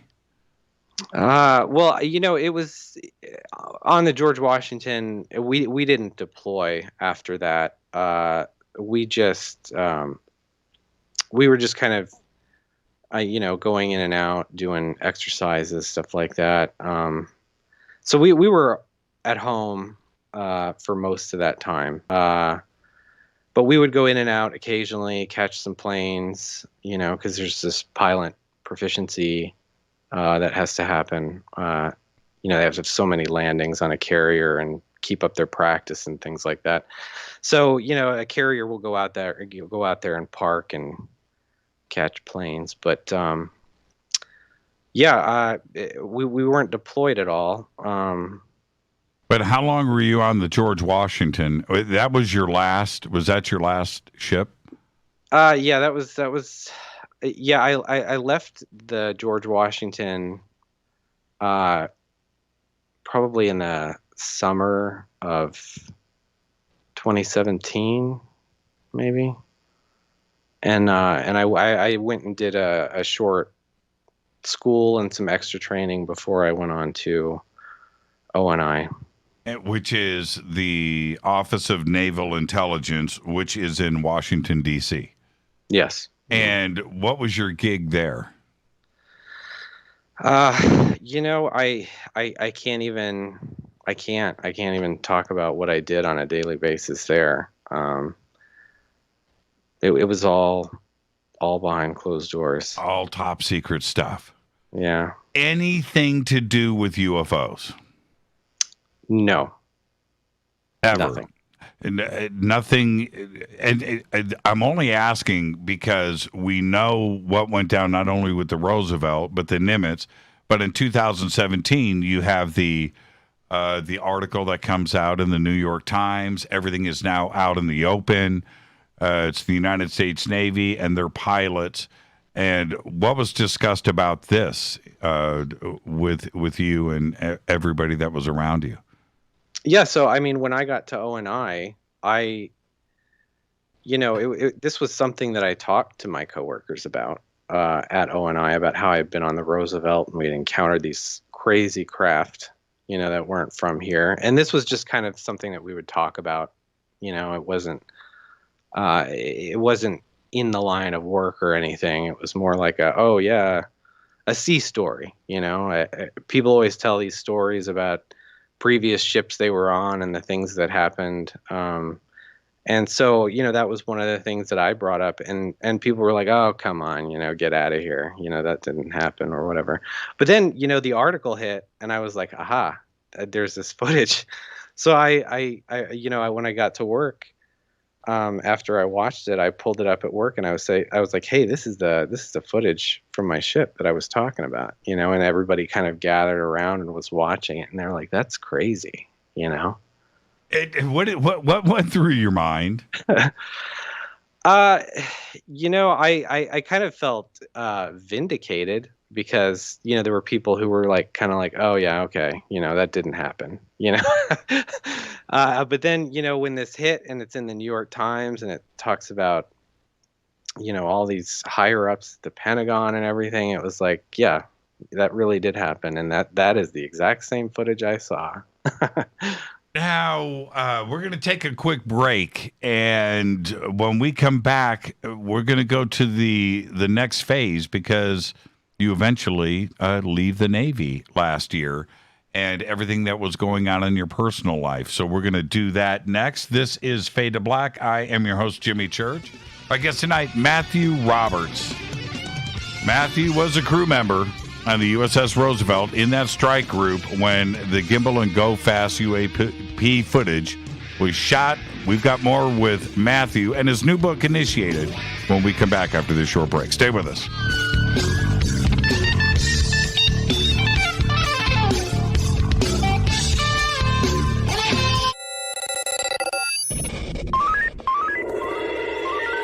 Way out here, we listen to Jimmy Church. You're listening to Fade to Black. Always on the edge of the hottest alternative talk. Jimmy Church with Fade to Black. KGRARadio.com. ¿Qué tal, mis amigos? Yo soy Mario Carson, el tiburón, y los invito para que escuchen a mi buen amigo Jimmy Church Radio. ¡Claro que sí! Do you want to be an official Fadernaut? Of course you do. This is Jimmy Church of Fade to Black. Just go to our membership section at jimmychurchradio.com.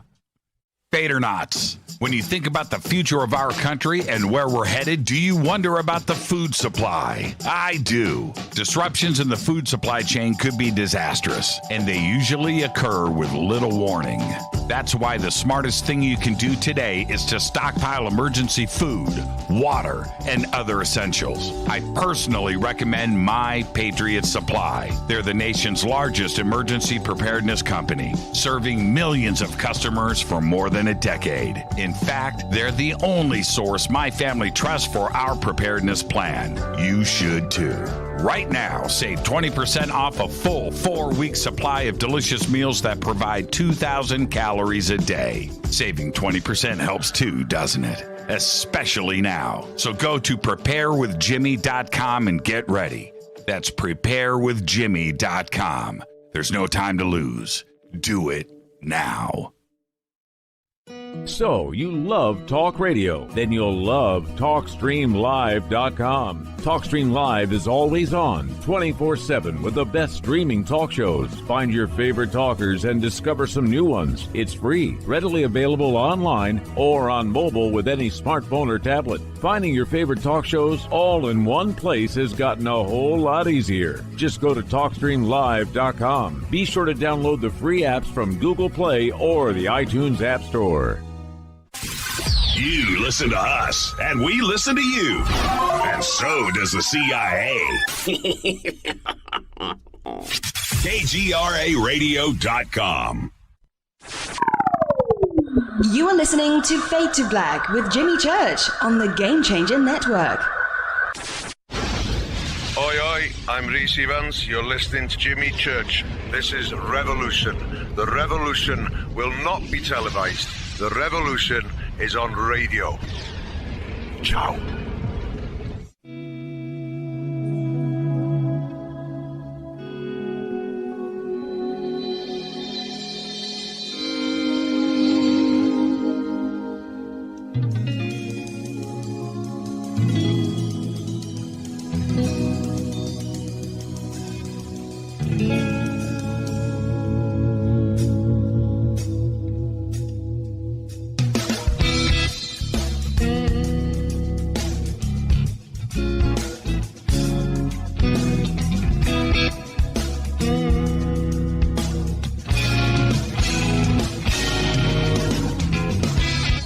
Welcome back, Fade to Black. I am your host, Jimmy Church. Tonight, our guest is Matthew Roberts.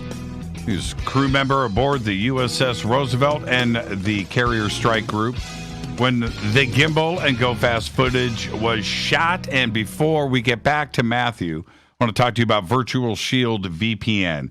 It is the only VPN I will ever use because they have a strict no-log policy, and it's all built into their software from the ground up for privacy protection. You can see the studio here, my studio next door. All of the computers have Virtual Shield VPN.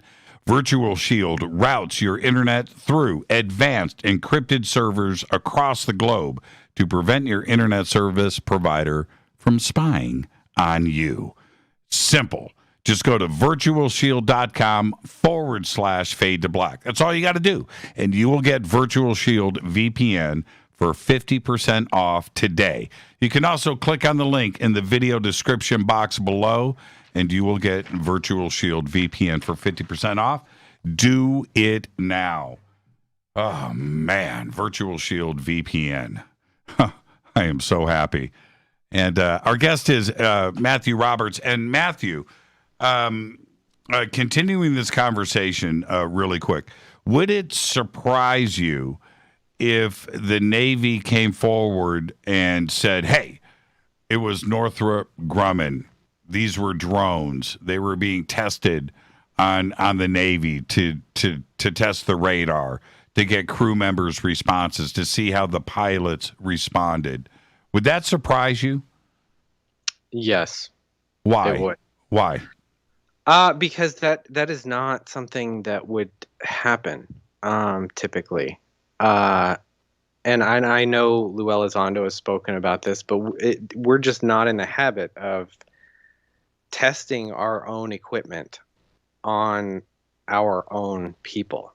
It just kind of screams unethical, right? I mean, it's especially if they have no idea that this is coming.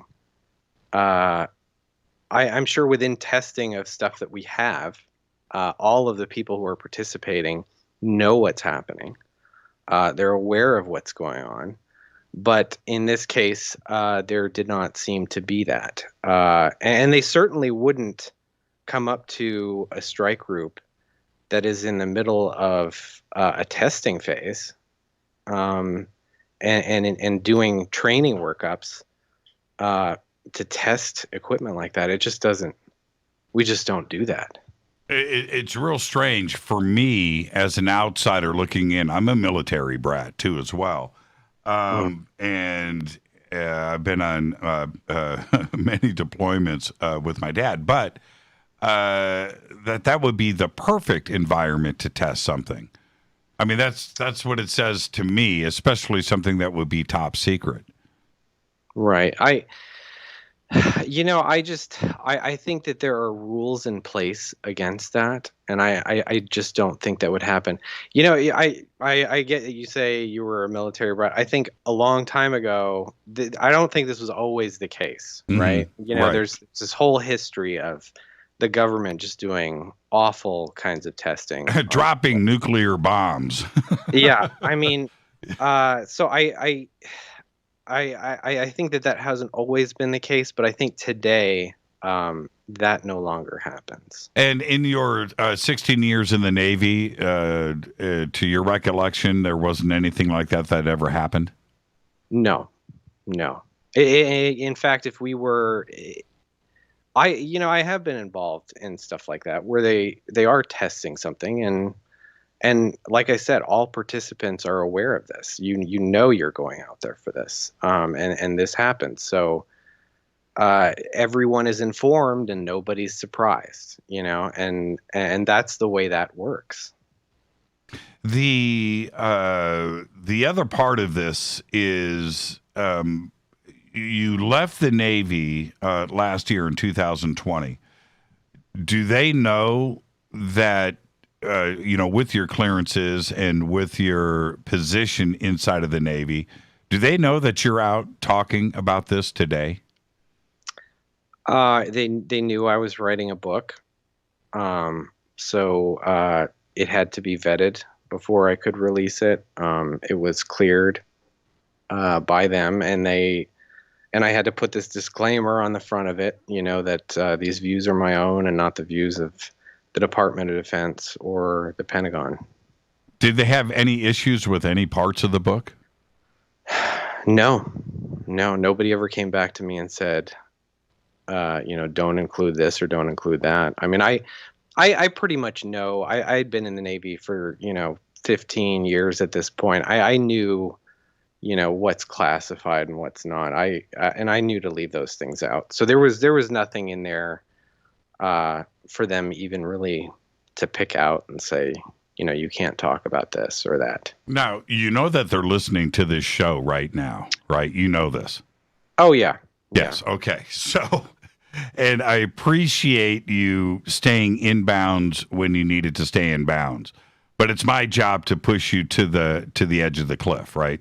Right. Okay. Right, yeah. All right. And I don't think you've upset anybody so far.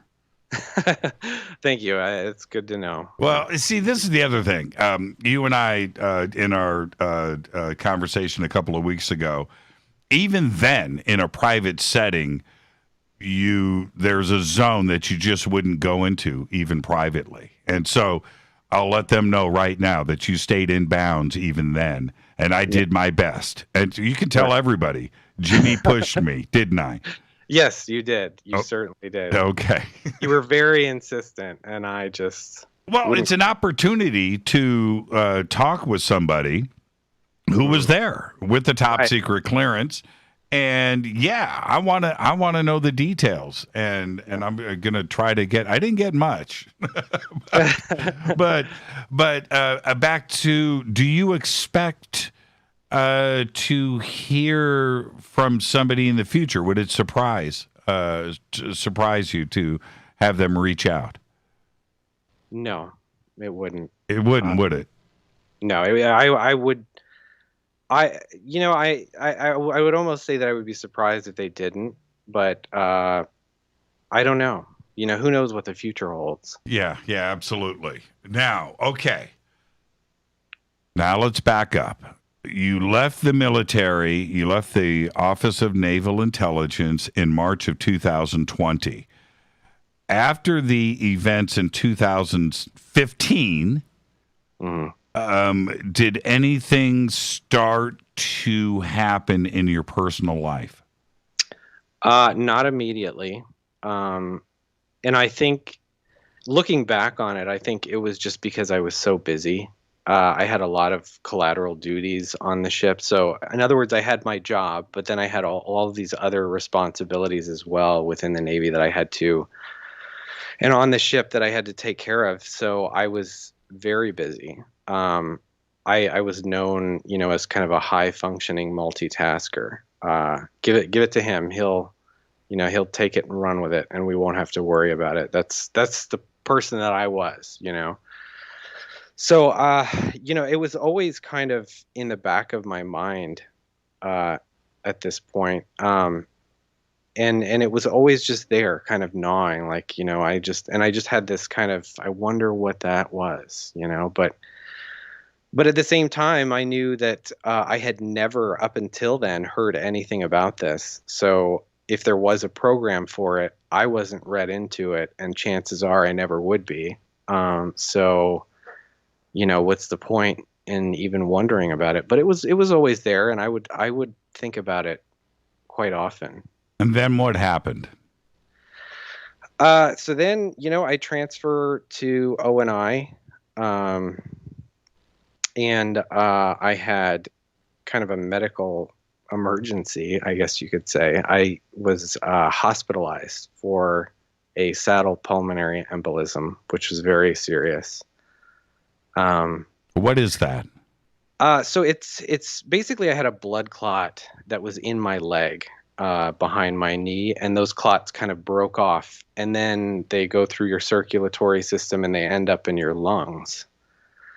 And so I had that, and so the clots were in my lungs. I woke up one night unable to breathe. I was gasping for breath, and I actually lost consciousness and passed out. And it was the next day that I decided I would go to the hospital and get checked out, and they found the blood clots. So I was in the ICU with that for a little while. And then, there was a little bit of time passed. I just had this, like, I wasn't ever worried for my life when I was in the hospital, and that was kind of a little bit weird, but it was almost like I have no control over this, so why am I going to worry about it, And that was kind of my outlook on it. And then, I just had this flat affect, and that turned into kind of a depression. And then all of a sudden, my brother just out of nowhere texts me, and he says, hey, and he texts me a link, and he says, check this out. It's about the government's UFO program. It was in the New York Times, So I said, okay, I'll check it out. So I pull up the article, I read it, I watch the footage, and it brought everything back. Sorry. It's okay. Because I had this just kind of emotional reaction in watching this footage. I don't know why, but at the time I didn't, but I kind of understand it now. So I was very uncomfortable with talking to my brother about this. I knew he was going to call me any minute, and he was going to ask me about this, and it was really very uncomfortable for me because I never discuss what I do at work. This was something I never discussed with my family. And so now to see this footage, to know that I was there when this happened, was very shocking to me. And I couldn't figure out why had this been released? Why has this been has it been declassified, or is it leaked? And all of these things are just running through my head. But then, in reading the article, you see Harry Reid, the former Senate Majority Leader, is one of the people who's quoted in the article, so it must be legit. So my brother calls me and he says, hey, did you check out the UFO article? I said, yeah, I checked it out. And he said, well, have you ever encountered anything like that? And immediately I just kind of seized up.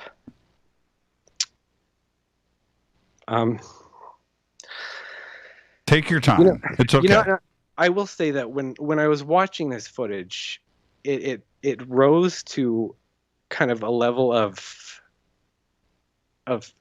seriousness and emotion with me that was very similar to what I felt when my brother passed away.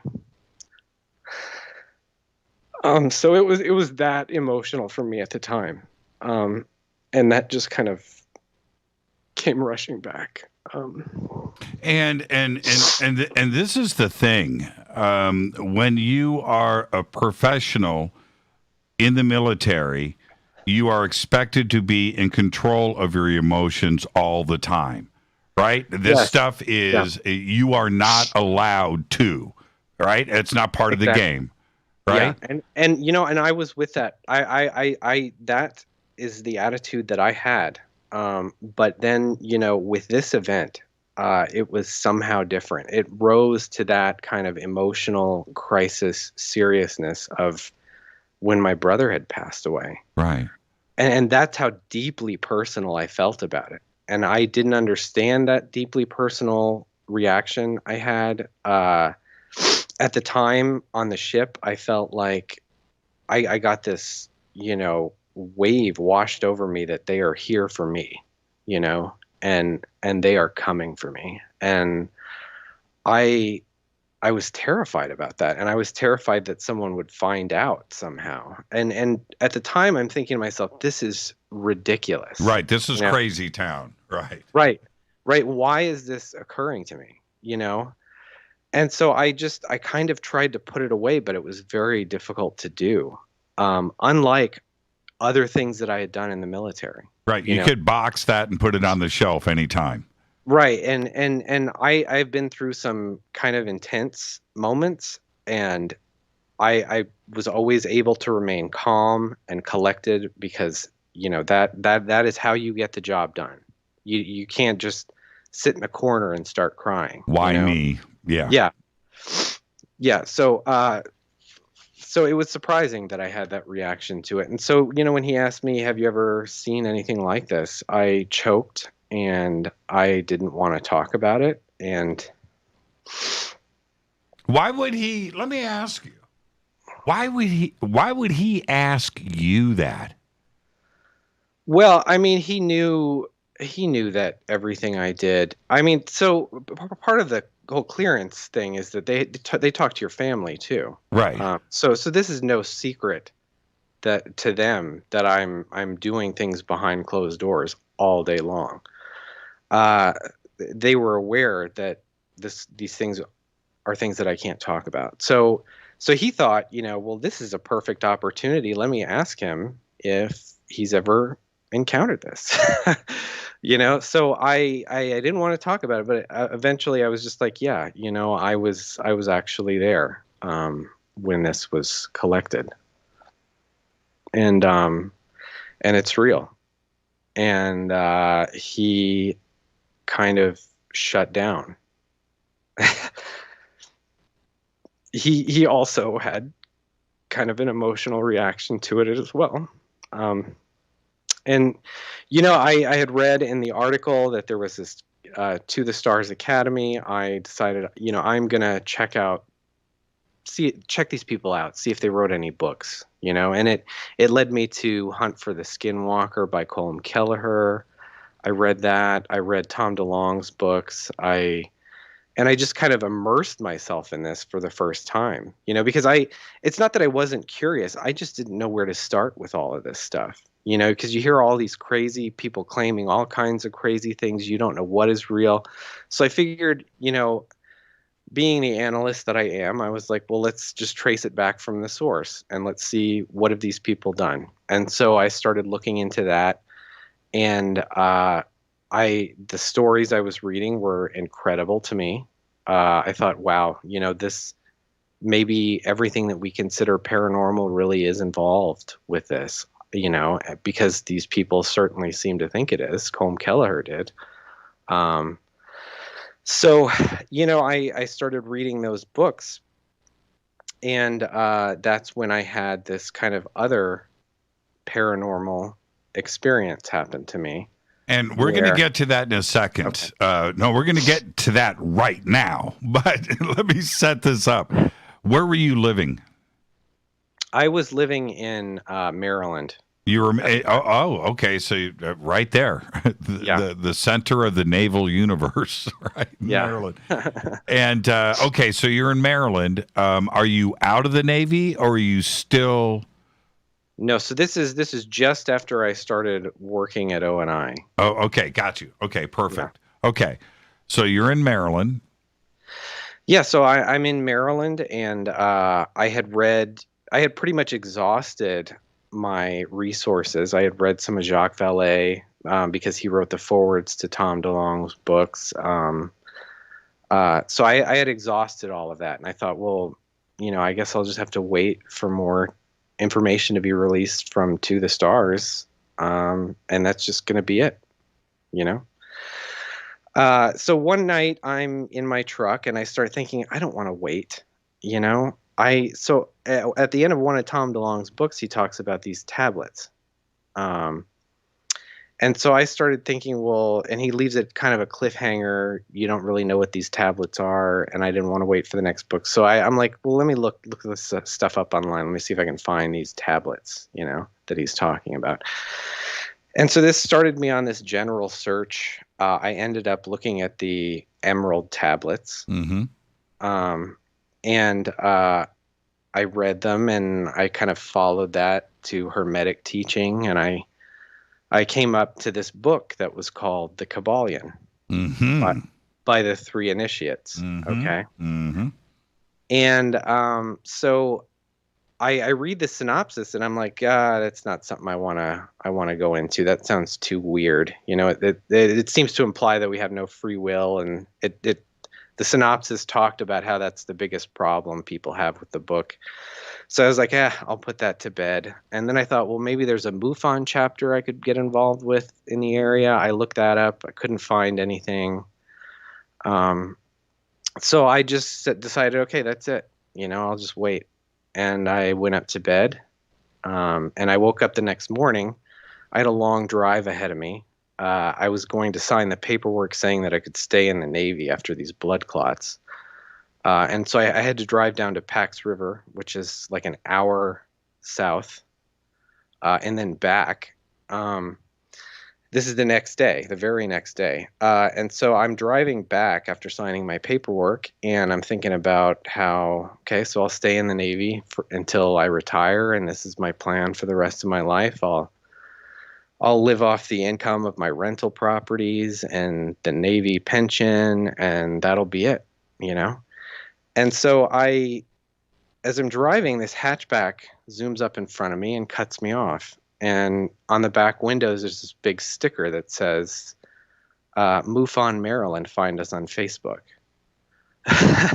And I thought, wow, that's kind of a coincidence. I was looking that up last night. That's friggin' weird. Yes. Yeah. Oh, this story gets weirder. Yes, it does. Okay, continue. So, I look off to the side of the road and I see this Hobby Lobby there, and I was aware of the Supreme Court decision involving the Hobby Lobby, and I thought, that's interesting. I've never actually seen a Hobby Lobby before, so I made a note of it. And later that night, I get home, and my roommate is there. I was at this time, I had just moved to Maryland, so I was renting a room in somebody's house, and my roommate was sitting on a couch, and I was heading up to bed, and he stops me on the stairs because he's watching these talking heads on TV, the news or whatever. And he says, he's a liberal, by the way. I don't want to, in case this offends anybody, I don't want to. So anyway, he says, you know what the problem with the Republicans is? And I said, no, what? And he said, Hobby Lobby, and he starts to talk about how, the Supreme Court decision allowed all of this corporate money into campaigns, blah, blah, blah, so on and so forth. I was like, okay. So I go up to bed, and I start to think about, wow, that car cut me off, and I was looking this up last night about MUFON, Maryland, and I saw this Hobby Lobby, and my roommate just mentioned that. It seems like a kind of a day of coincidences, And before we get to the break, did you know anything about the owners of Hobby Lobby legally and illegally collecting tablets out of Iraq? No, the Sumerian tablets. You didn't know about that? Mm-mm. Okay, well, I'm informing you now, and if that doesn't even get trippier, Think about the end of DeLong's book. Right. And now you had this run-in with Hobby Lobby, and you're then, yeah, it gets. I'm tripping. Okay, so continue.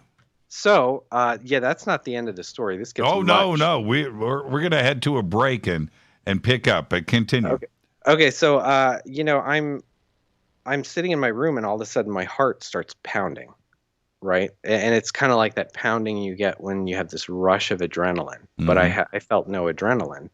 It was just pounding. I thought, oh, maybe this is the blood clots coming back, and I just decided to sit down and see if it would just go away.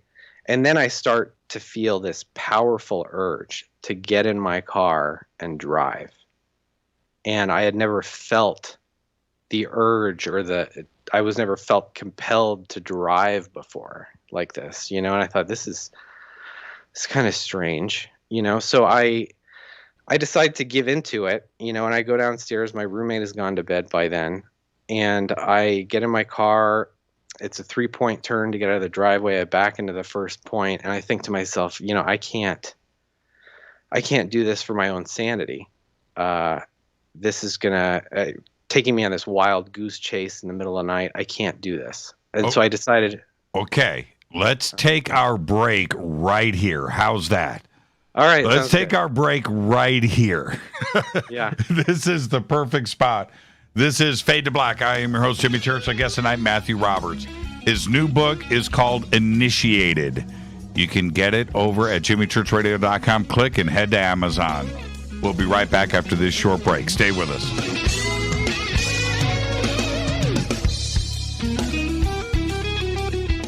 Hi everybody, this is Rob Halford, the Metal Guard on jimmychurchradio.com. This is KGRA Digital Broadcasting Station. Salt Lake City, Utah. Van Buren, Arkansas. Why is it we're not very good with our health regimen until it's too late? We don't put oil in the car until the engine blows up. When the body's out of balance, your health is not so good. Give your body some love. Log on to GetTheT.com. That's GetTheT.com. Try our Life Change Tea, which cleanses you from harmful intruders.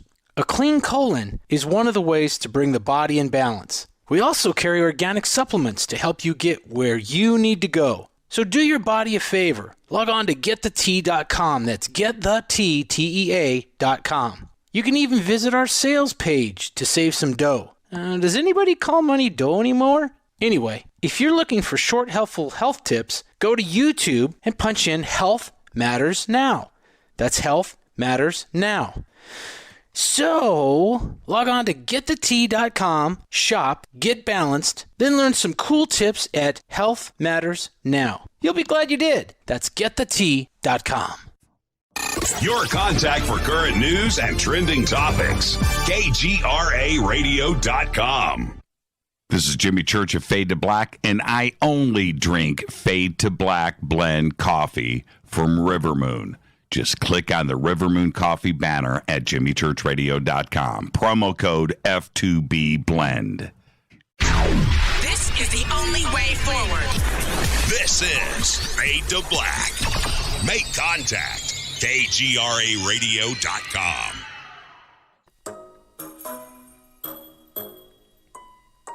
When you're in the house for longer periods of time, you can see them flying or running across the floor. Ooh, yuck. They're unhealthy, gross, and disgusting. Bugs. I loathe bugs. We keep a clean home, but occasionally bugs show up. Well, I found something that is tougher than bugs. Orange Guard. On contact, it kills hidden bugs, including ants, roaches, and fleas. Plus, Orange Guard is a residual repellent. All of the ingredients of Orange Guard are on the FDA generally recognized as safe list. Orange Guard may be used around food, humans, and pets. It comes with a 30-day money-back guarantee. Orange Guard, available at orangeguard.com, Whole Foods, and Ace Hardware.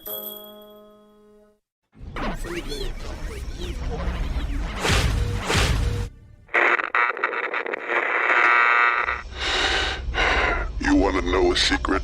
I love ponies. I really love ponies. I'm serious. I couldn't stay sane without ponies to brush. Why fade to black? Because you never got that pony, damn it. This is Fade to Black with Jimmy Church on the Game Changer Radio Network and KGRA, the Global Radio Alliance.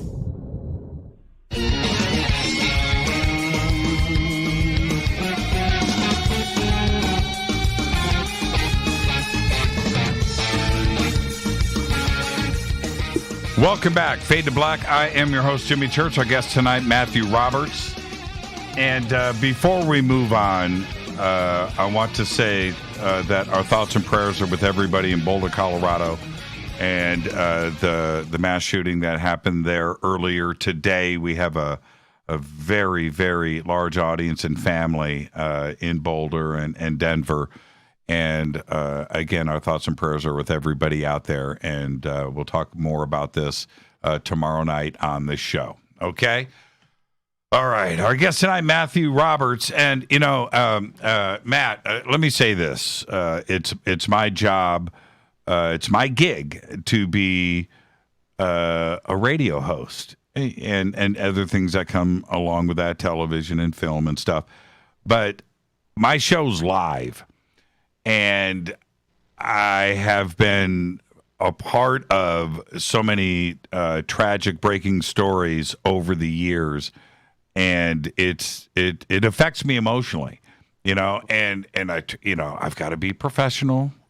We were talking about this earlier, right? Some things you just got to put in a box, put it on the shelf, and you've got to do your thing. But stuff like this affects me, and I have so many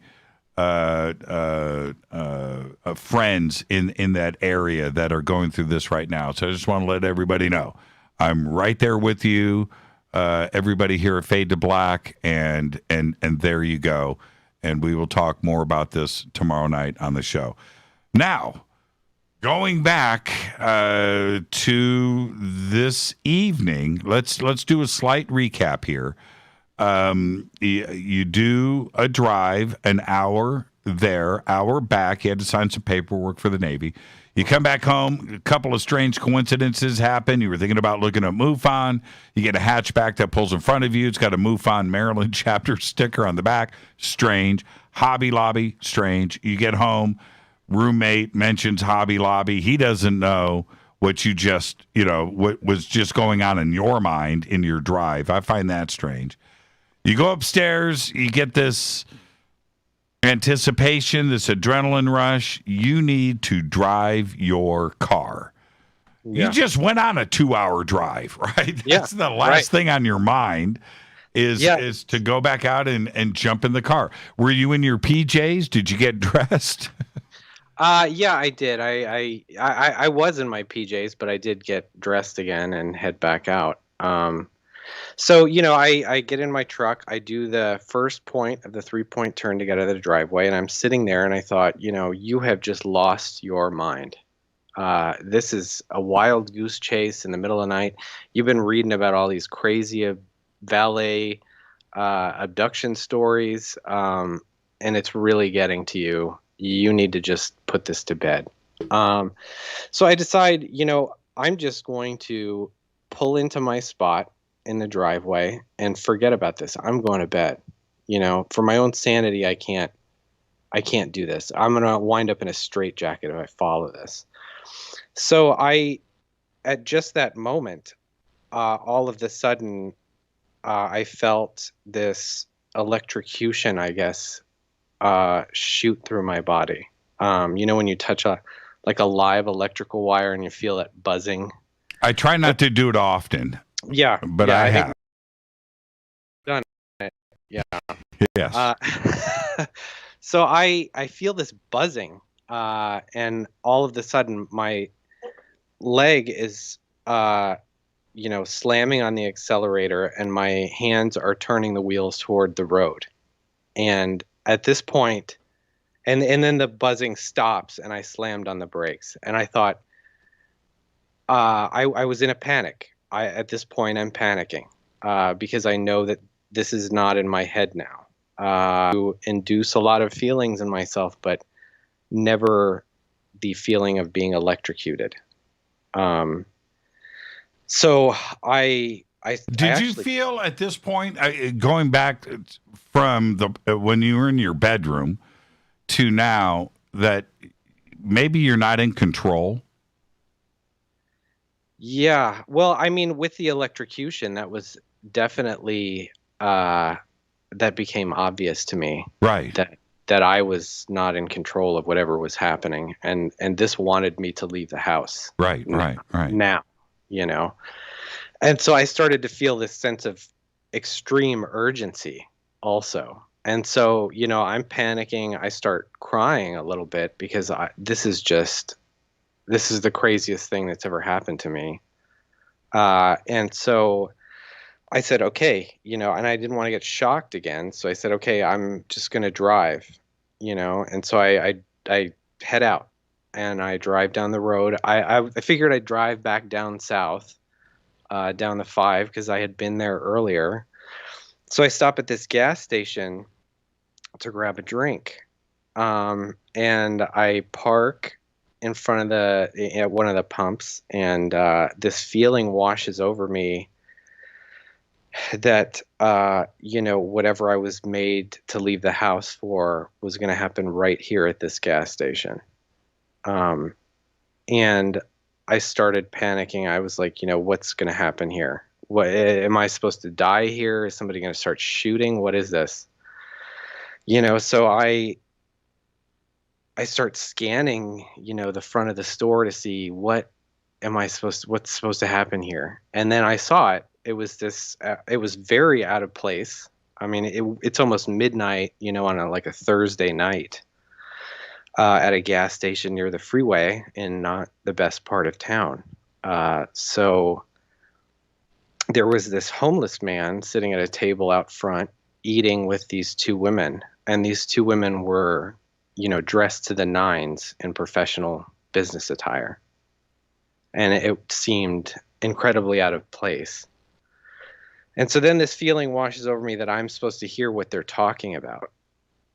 And so I am kind of reluctant to get out of the car. I'm panicked. And I hear this voice say, "Get out." Like it's angry with me, you know? And so I got out of the car, you know, and I'm trying to compose myself as I'm walking across the parking lot. And I get closer. I can see more detail. This woman's wearing a diamond tennis bracelet, and yet they're sitting here eating with this filthy homeless man. He had grass in his hair. He was covered in dirt. His jeans were shredded around his ankles. And just as I was passing them, one of the women held up her hand and pointed at the homeless man, and she said, "You see, there is no such thing as coincidence. Everything happens for a reason." I never sit at places like this, but something told me to sit here tonight. And so with that, I just entered the store and I was like, I can't believe this is happening. You know, that is exactly what that book said last night, that there's no such thing as coincidence. And yet here it was being demonstrated for me, you know. So I knew immediately that, okay, well, I've got to read this book. So I got my drink, I left the store, and I thought to myself, should I stop and see what else they're talking about? You know, and when I left the store, they were talking about God. And so sorry. It's okay, man. It's all right. So I, you know, in my ignorance, I said, you know, I'm an atheist. I don't believe any of that. You said that. I didn't say that to them. This is what I'm thinking. In my head. You said that to yourself. Okay. Yeah. And so I said, that's not a conversation I want to be a part of. I don't believe in that, you know? So I, you know, went home. I woke up the next day, went to work. And when I got home, I read the book. And it was incredible. So this book is called The Kabbalion by the Three Initiates. If you haven't I mean, and that's obviously the title of my book, Initiated, because a lot of this has to do with initiation. I went through this is the overarching kind of theme of this whole thing, is that there is this personal transformation that people go through that will bring them into higher consciousness. And it's a type of initiation experience. And that is what all of this was about for me. And so within this transformation, you kind of transcend what we would call the human condition. And in fact, this experience that I went through is the basis of all the world's religions. And that was what I discovered. And that was why I wrote this book, Initiated. So I read this book several times. And I thought, okay, I kind of got it. It made me feel a little uncomfortable because it starts talking about things like, you can think of the universe as a mental creation. And we are all characters in a play of the one creator. And we are just extensions of that singular consciousness. And I thought, that sounds crazy. It was not something that I ascribed to before. And I thought to myself, how can someone in this book make that statement? How could you even ever know that? It's impossible, So, the experience has progressed. I read the book several times and I thought, okay, well, if this is something that is going to teach me, I am ready for my next lesson. I am ready to learn. And nothing could have been farther from the truth. I was not prepared in any way for what happened to me next. I was laying in bed asleep one night, and I felt something grab my arm. I woke up. I woke up on my back, which I don't sleep on my back, so that was odd. And I'm looking at my room as I'm starting to wake up, and all of a sudden, things start to get blurry in my vision. So I went to try and lift my hand to my face to wipe the sleep out of my eyes, and I realized I couldn't move. Same house in Maryland? Yes. Okay. Yeah, this was fairly close to in time to the gas station. Yeah. So my vision's going blurry. I can't move. And then I remember there's somebody grabbing my arm and I can still feel this hand on my arm. So I fight, to kind of turn my head to the right to see who's standing over me.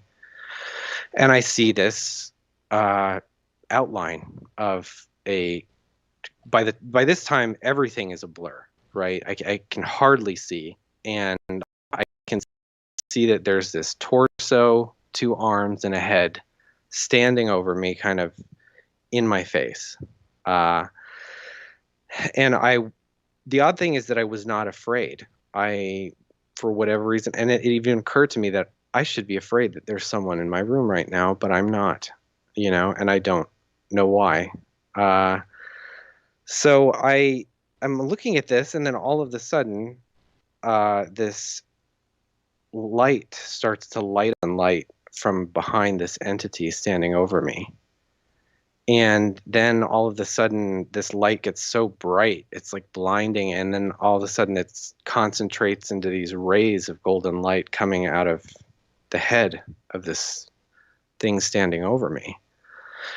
And I thought to myself, what is going on? And then all of a sudden, this image of a face appears over this entity. And it starts flipping through different pictures of people that I know. And all of a sudden, it lands on a picture of an ex of mine from 20 years ago.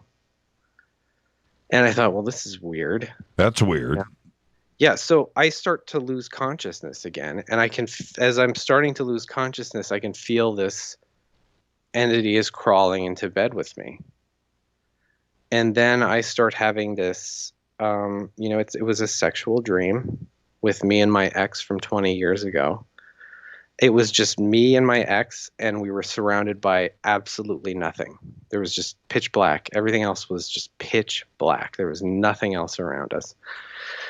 And so it was everything felt so real, and then I open my eyes and I'm back in my room, and I can see that there is this female on top of me.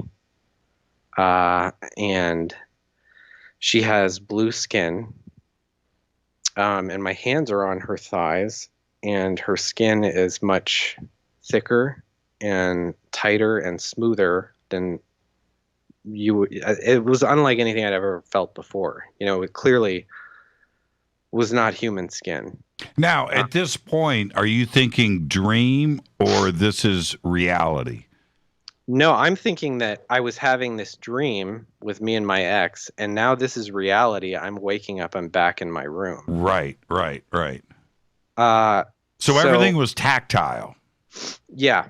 I knew I was conscious. I knew that this was really happening. And I'm looking at her, and I'm trying to scan up and see what her face looks like. And it just is a blur. It's blurry. Her face is like blurred out of my memory. I can't see it. She didn't want me to see it. So this happens several times where I'm in and out of this dream and back in my room. And so the last time I fell asleep, and then I wake up in my room the next morning, And when I woke up, I was just thinking to myself, what just happened? I thought there must have been some craft in the backyard. This was real. This was not a dream. Because when you dream, you can't feel things like skin texture and things like that. So this was not something. I knew that this had really happened in my room. And so it was. I went down to my truck. I started dry heaving. I was devastated because I wanted to understand all of this, and here I was just basically raped, and so that was difficult. That was difficult to come to terms with. And it was difficult for a while. I didn't tell anybody. I didn't even tell my brother. Why would you? Right. Yeah.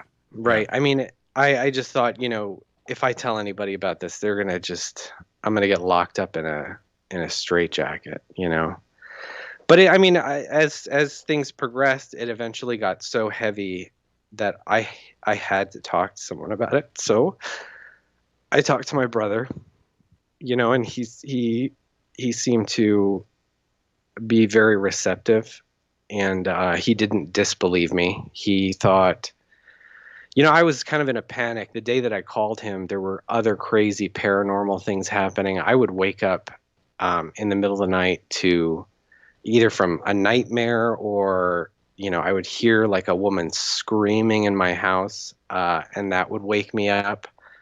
I would wake up in pools of my own sweat after these nightmares. So anyway, like I decided to take my mind off of this, and I went out to my truck to call a friend of mine and talk about anything, right? Anything but this. So he wasn't picking up, and then I felt, someone push on my cell phone with such force that I almost dropped it. And I turned around thinking, oh, my roommate, he's messing around with me. So I turn around and there's nobody there. And I lost it. So I went upstairs and I probably, I sat in a ball and I cried for hours. And I went back out to my truck later that night because I wanted to call my brother and just talk about this because I couldn't handle it anymore. And and he kind of talked me down. He was like, there's got to be something you're missing, something. They don't have this exotic technology just so they can come and scare you. It seems a little ridiculous that would be the point of it. When your brother says something like that, are you, dude? No, you're wrong. That's exactly the point, right? No, I think in my state, I wasn't really thinking right, and so when I started to think along his kind of thought lines, I was like, you know what, you got to be right because right. That's the only way to keep your sanity at this point too, as well.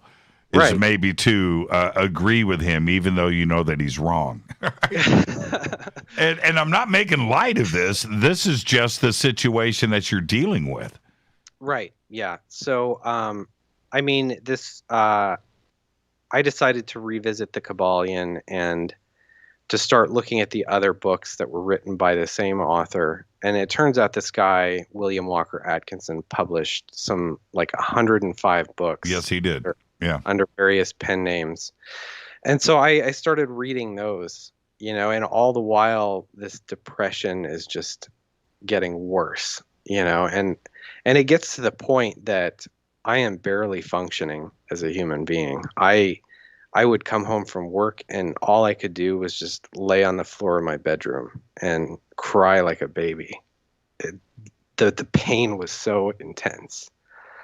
Were you seeing, and by the way, I already warned you that we're going to go into overtime, so we're going to continue this. Were you seeing anything in the sky? Yeah. So that's another thing that happened. I had gone down to one of my rental properties down south in Virginia, and I was staying there for the weekend, and when I got there, I had friends in the area, so they were there, kind of greeting me or whatever. And I started taking some stuff in the house, and I looked up. One of the things that I left in the house was, of course, my cell phone. So I'm grabbing my last bag out of the truck, and I look up on the horizon, and I can see this oval-shaped craft, and it's got kind of this brownish tinge to it, and it's just moving slowly across the horizon. And I thought, my gosh, they followed me here, and they wanted me to know that they followed me here. Now, with everything that you know now, you're going through these experiences firsthand. But everything that you know now, with other experiencers and contactees out there, it's pretty comforting to speak to others. But were you surprised to find out that maybe your story just wasn't that unique? You know what I mean? And I know you understand what I'm saying here because you get some comfort in that, don't you? Yeah. That you're not crazy. Right. Yeah, and that's one of the big reasons why I knew I had to come forward, because this is real. I am not crazy, and this happened to me. And so people need to wake up to that. This is, and that's not to say, I'm not saying that this is evil or anything like that. I'm just saying that this is a natural part of the universe in which we live, and we should probably get used to it. You know what's funny? So you go down to the rental properties, you're hanging out with friends. Did somebody say, so are you dating? And and how do you well, funny you ask. Right? Yeah, actually I did not bring it up right at all, because at this time I wasn't talking about it to anyone but my brother. But it's funny because this experience also is very telling. When I was down there for the weekend, I I picked up my cell phone one morning and I looked at it and I tried to turn it on and I was getting like this blue screen of death. It wasn't working. So I grabbed my tablet and I tried to turn it on and get it to work. It was also giving me a blue screen of death. And I thought, I've caught a virus on all my software, and it just angered me. It angered me that not because I had to replace this stuff now, but it angered me that someone created this worthless virus just for the purpose of destruction of property, and that really got to me. And so, with the experiences I had been going through, one of the things that I started looking up and obsessing over was like the mechanization of society, right? I was seeing these robots that could do amazing things. And I started to think to myself, we could mechanize everything, and then humans could just concentrate on whatever they want, art, whatever. Machines can do everything for us. And I realized when my cell phone and my stuff broke that we can't do that. And I had thought that this was leading to some point. And then I was like, we can't, whatever this point of what I'm going through is, we can't do it, and I got incensed. I picked up my electronics. My friends were there and they were shocked. But in a fit of rage, I picked up my electronics and I started smashing them on the steps of my house. And I said, if you need to contact me, then, write me a letter. So I got in my car and drove back up to DC. I was so angry. I was angry that I had been roped into something that was clearly leading nowhere, that I had no control over. I was emotional. I was tired of this depression. So I decided, I said, just leave me alone. I told the powers that be, leave me alone. I am done. I'm going to take these books. I'm going to throw them in the garbage. I'm done with this, So I get home late, and I decide in the morning, I'm going to throw these books out. Now we're going to take a quick break right here, okay? I got to get that in, but we'll finish everything. I promise, everybody. I know they're going, oh, he's not. Yes, we are. We're going to take a break right here. Our guest tonight, Matthew Roberts. What a great conversation so far, Matthew. And let me tell you, I'm going to let the audience know, you are bright-eyed, your feet are on the ground, you're a dynamic individual, man, and this has been a great conversation tonight. Stay right there. We've got more. This is Fade to Black. I'm your host, Jimmy Church. Stay with us.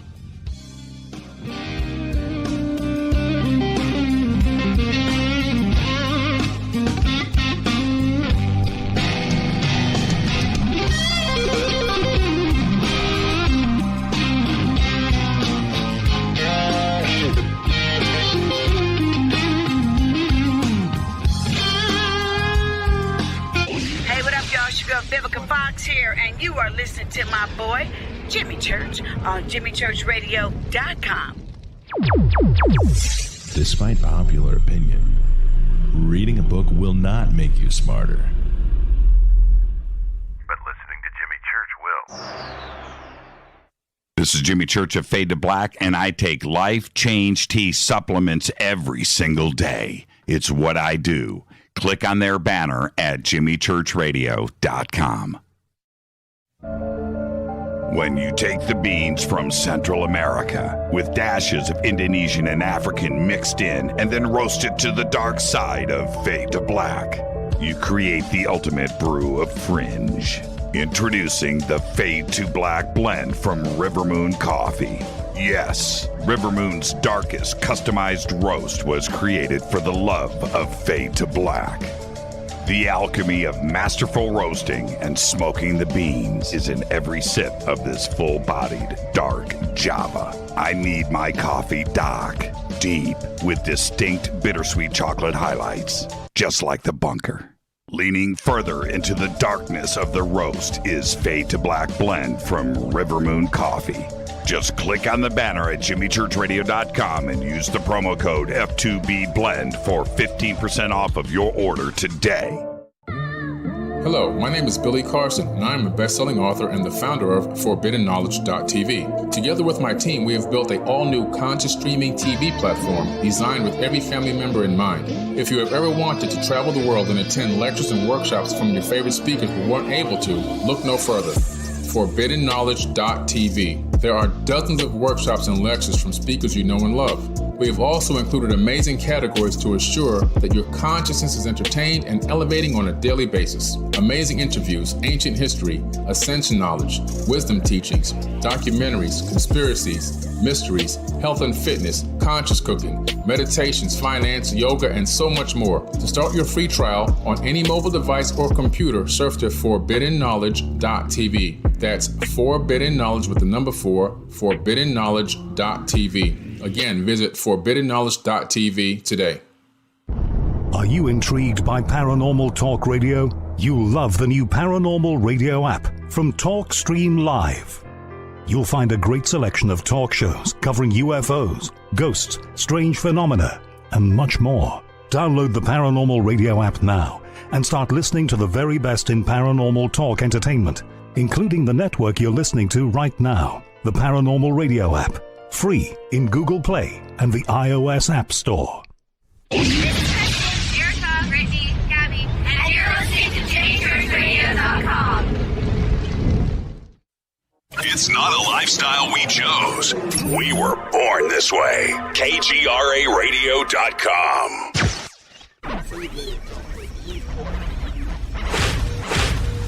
This is KJCR at JimmyChurchRadio.com.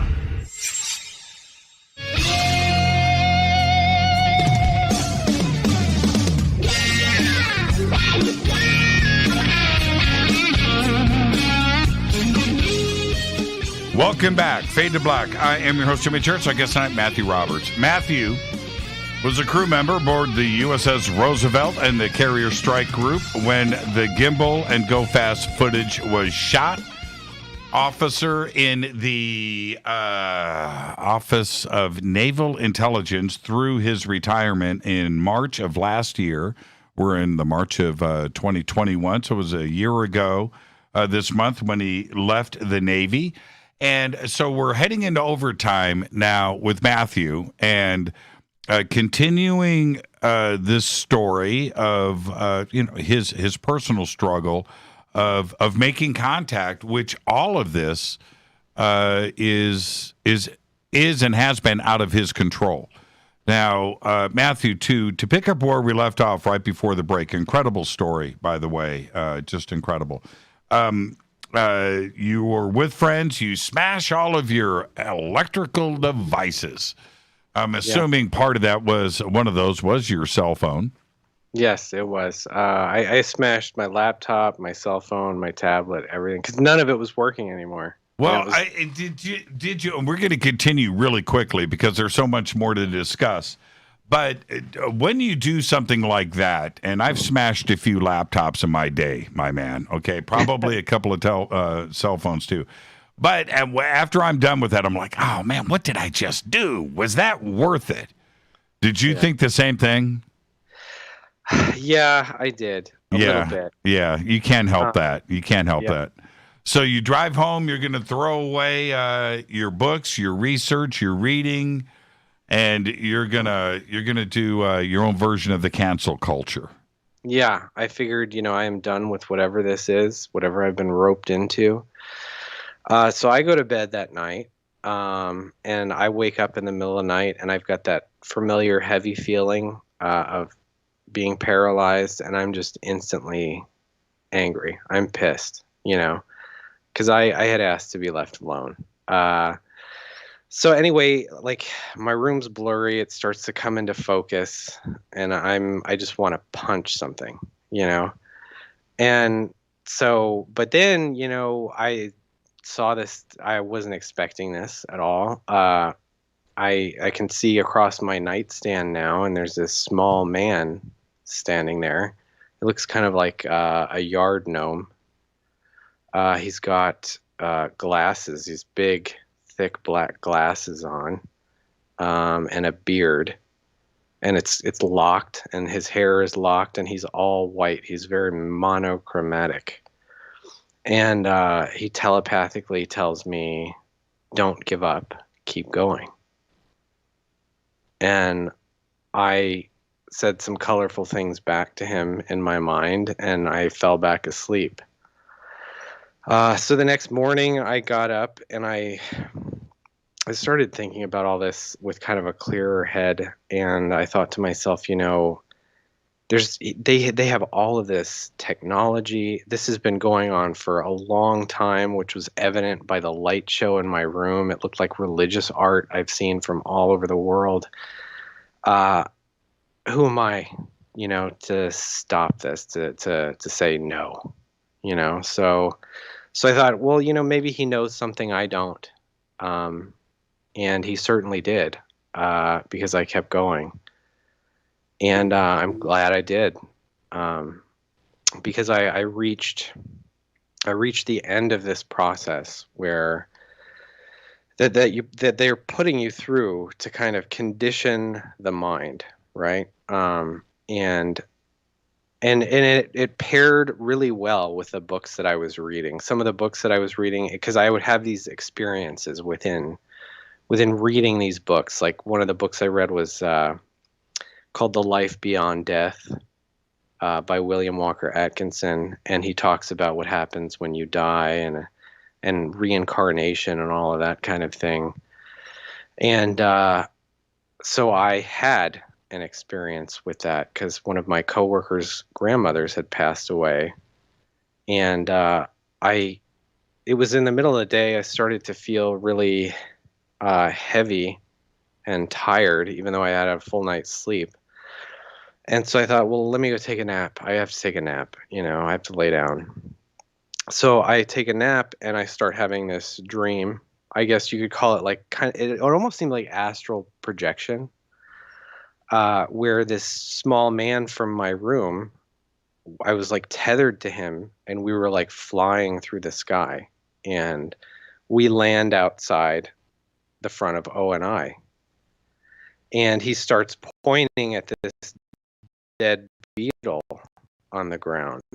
It was a giant beetle, right? And I had seen it a few days earlier, because the thing was like the size of my fist, and it was dead right out there by the flagpole. And I was like, wow, that is the biggest beetle I've ever seen in my life going into work. So anyway, he's pointing at that and looking at me, and I didn't really understand what the point of that was. I do now.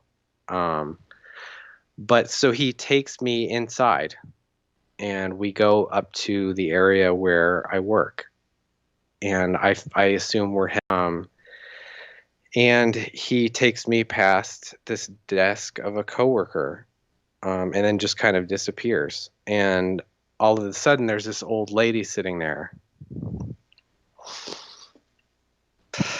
Sorry, this gets kind of emotional too. But she said she jumped up as soon as I was approaching, and she said, "Have you seen my grandson?" She was sitting at his desk, and I said, "Yes, I have." And she said, "How is he?" She was very insistent, and So I told her that he was going to be just fine. Was this okay? I don't want to interrupt, but I know everybody's thinking the same thing I am. Your coworker, did he already know that she had passed? Yeah.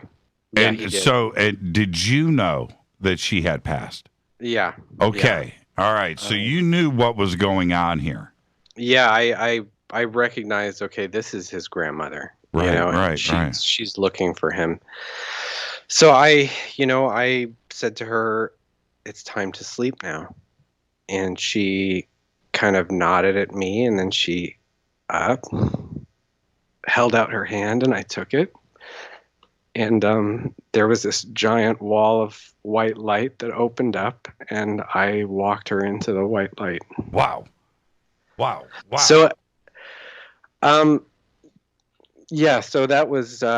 Did you tell your coworker about this?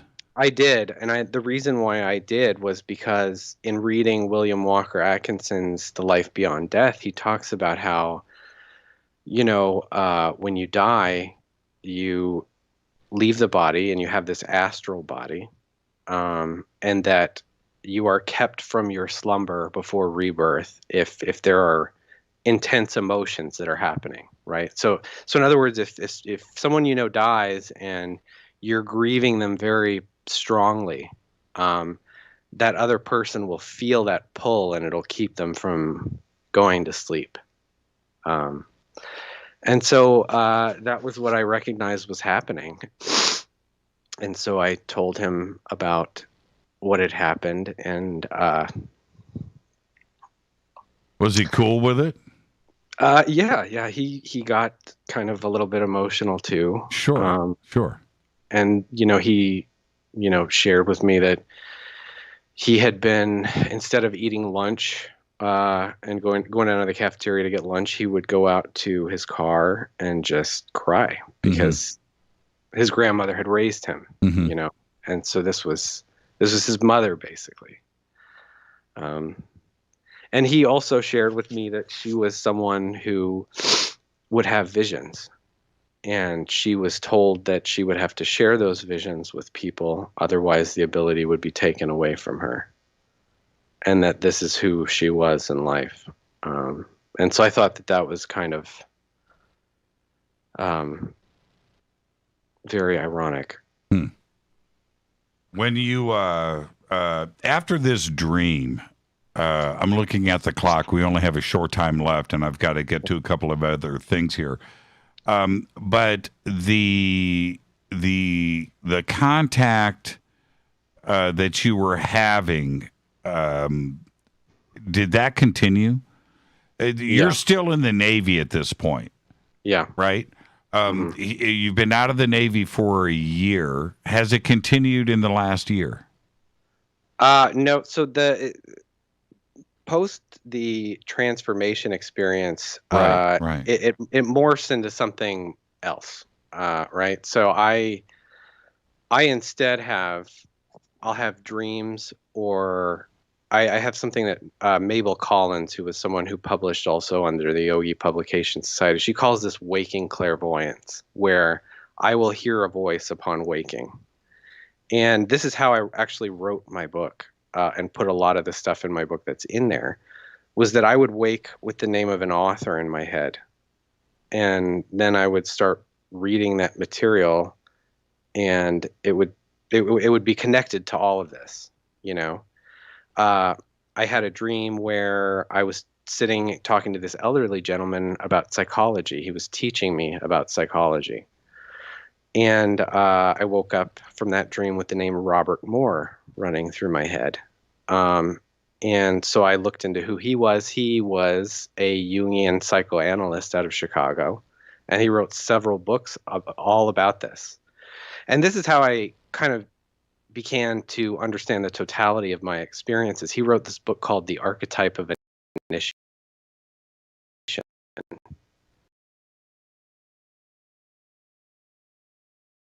To me, that's what all of this was. And that's why now I have these dreams where I can, and this whole consciousness thing that's happening now.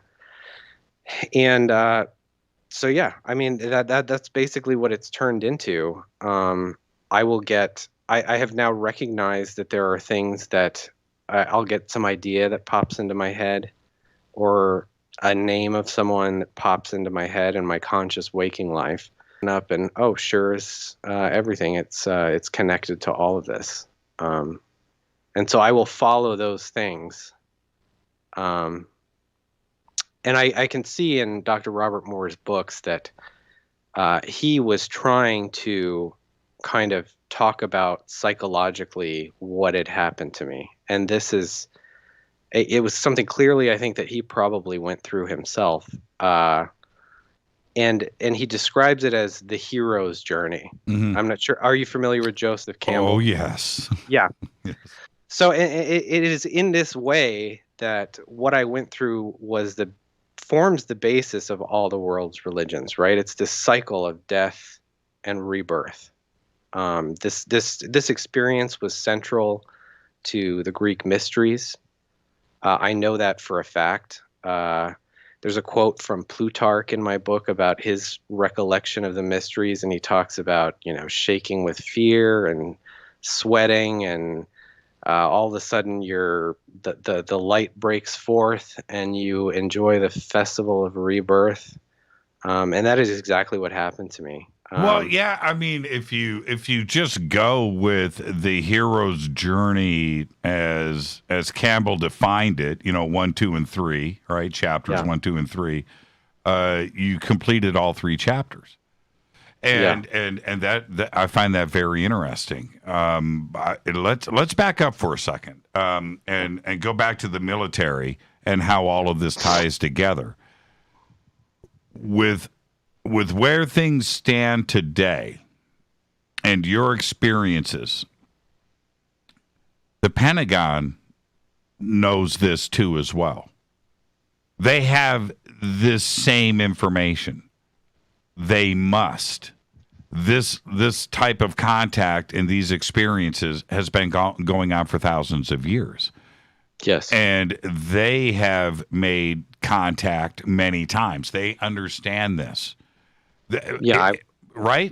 Do you follow where I'm going with this? Yeah. Mm-hmm. I mean, I find it hard to believe that I'm not the only one that's ever been through this. No, you are not. So clearly, right. So they've been studying this for 70 years. I think though the question is that, I don't know. There may be people behind closed doors who view this as evil. There's probably people who view it as good, just like I view it as good. And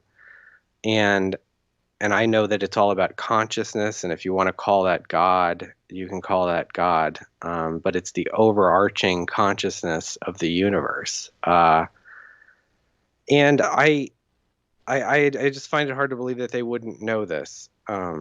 And when Tom DeLonge was on this show, he said a lot of things, but there was one little spot that a lot of people picked up on that has been quoted over and over again from the show, and he said that when you are seeing something in the sky and you think you're making a conscious connection with whatever this may be, that you need to be careful because there is a religious component to all of this.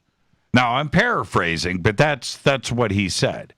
And then he went further and said, with the military and with the Pentagon and with Washington, D.C., there are many there that understand this too as well.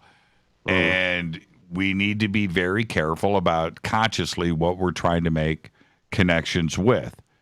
And I always found that as not only profound, but a very interesting statement to say.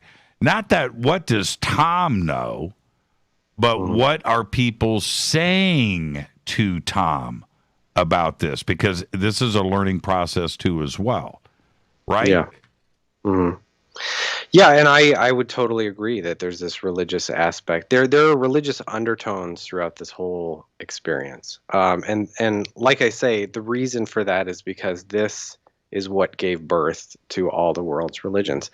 And the reason I say that is because I came to understand that this starts at a certain time of year and it ends at a certain time of year. It starts with the autumnal equinox through the winter solstice, and it ends in the spring. This cycle of death and rebirth, and so you have this cycle of death and rebirth that happens on the earth as a part of a natural cycle. And we have these natural cycles within our psyche as a result as well. And that's why temple structures all over the world have alignments to the winter solstice and autumnal equinox, because they would kind of shepherd this process in people where you come to this higher consciousness. And this consciousness aspect of it is what caused people to move millions of tons of earth and rock to make this experience as magical as it really is, if that makes any sense. Do you feel that, for instance, Dave Fravor? Yeah. Do you think that he is going through and has gone through the same experiences that you have? I don't know. I don't know much about Dave Fravor, but I know that there are others that work and have worked in government that have been through this. And some of them aren't going public. I know of one that is kind of, putting her foot in the water there. But I suspect that as time passes, we're going to see more people coming forward with this exact same experience, and they're going to talk about it in the same ways that I am. Sure. Because this is the ultimate truth of it. Right. And going back, I don't want to let this question get lost. You said that when you went down south and you had looked up, and on the horizon you saw what you thought was a craft, and I think you said it was brown or bronze, right? Yeah. Was there confirmation? Because what you're suggesting in saying that is that these entities, these beings, whatever they were or are on board that craft, and that they followed you. Was there any confirmation of that? Are you able to ask anybody?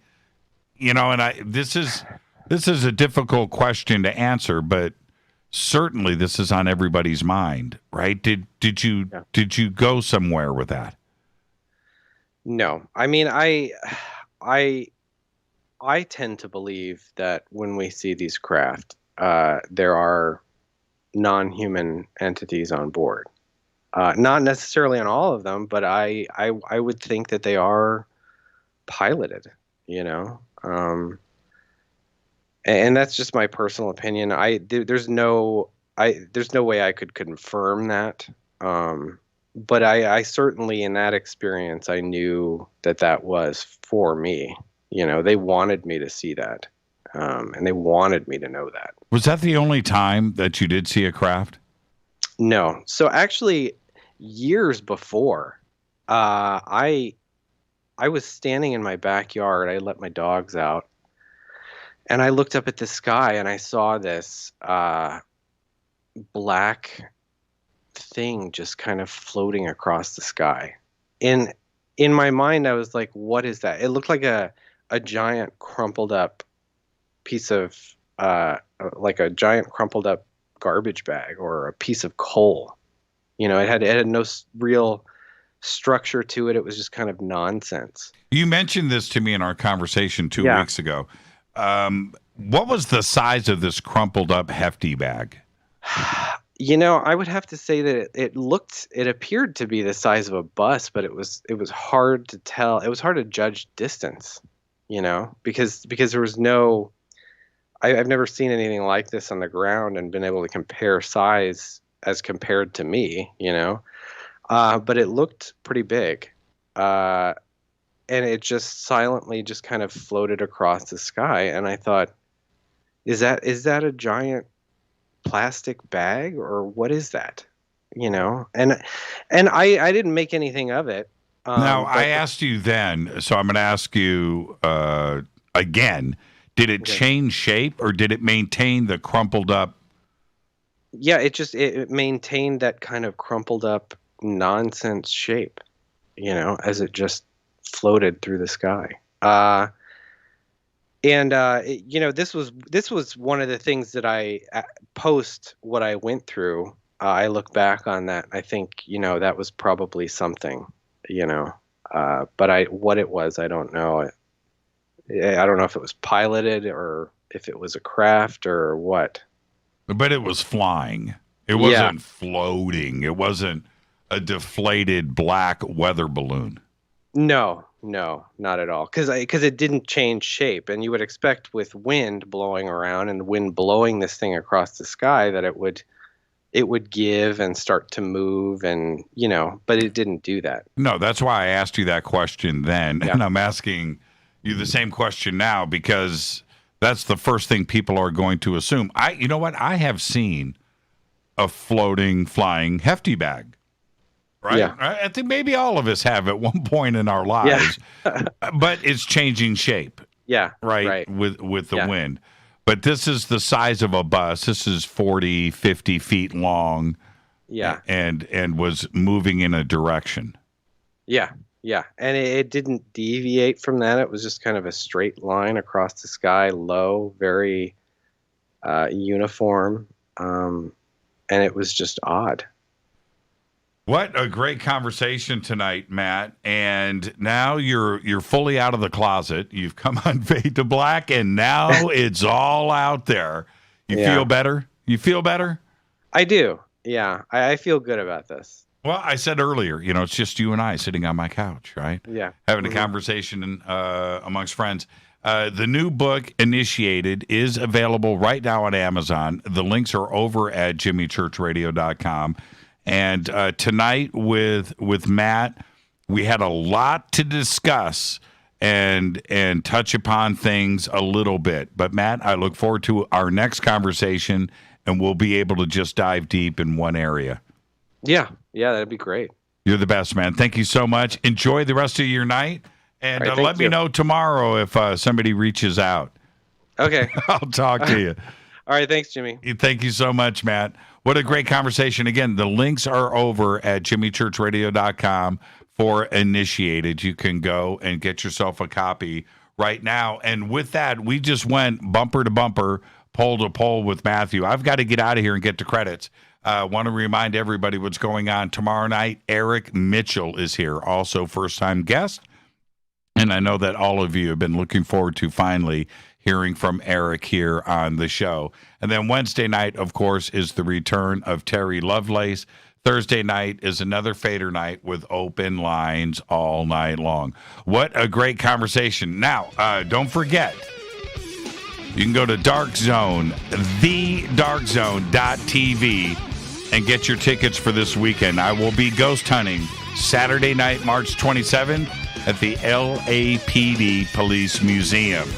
It's a 3-day event, Friday, Saturday, and Sunday.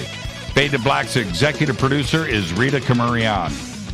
The show was produced by Hilton J. Palm, Renee, Dennis, and Kevin. Announcers are Steve Harder, Gene Vito, and Mark D. Kovar. Webmaster is Drew the Geek. Music, Doug Aldrich. Intro, Spaceboy, spaceboymusic.com. Fade to Black is produced by KJCR for the Game Changer Network, and syndication is KGRA, The Planet. This broadcast owned and copyrighted 2021 by Fade to Black and the Game Changer Network, Inc. It cannot be rebroadcast, downloaded, copied, or used anywhere in the known universe without written permission from Fade to Black or the Game Changer Network. I'm your host, Jimmy Church. Until tomorrow night with Eric Mitchell, I want everybody to be safe. It's time to Fade to Black.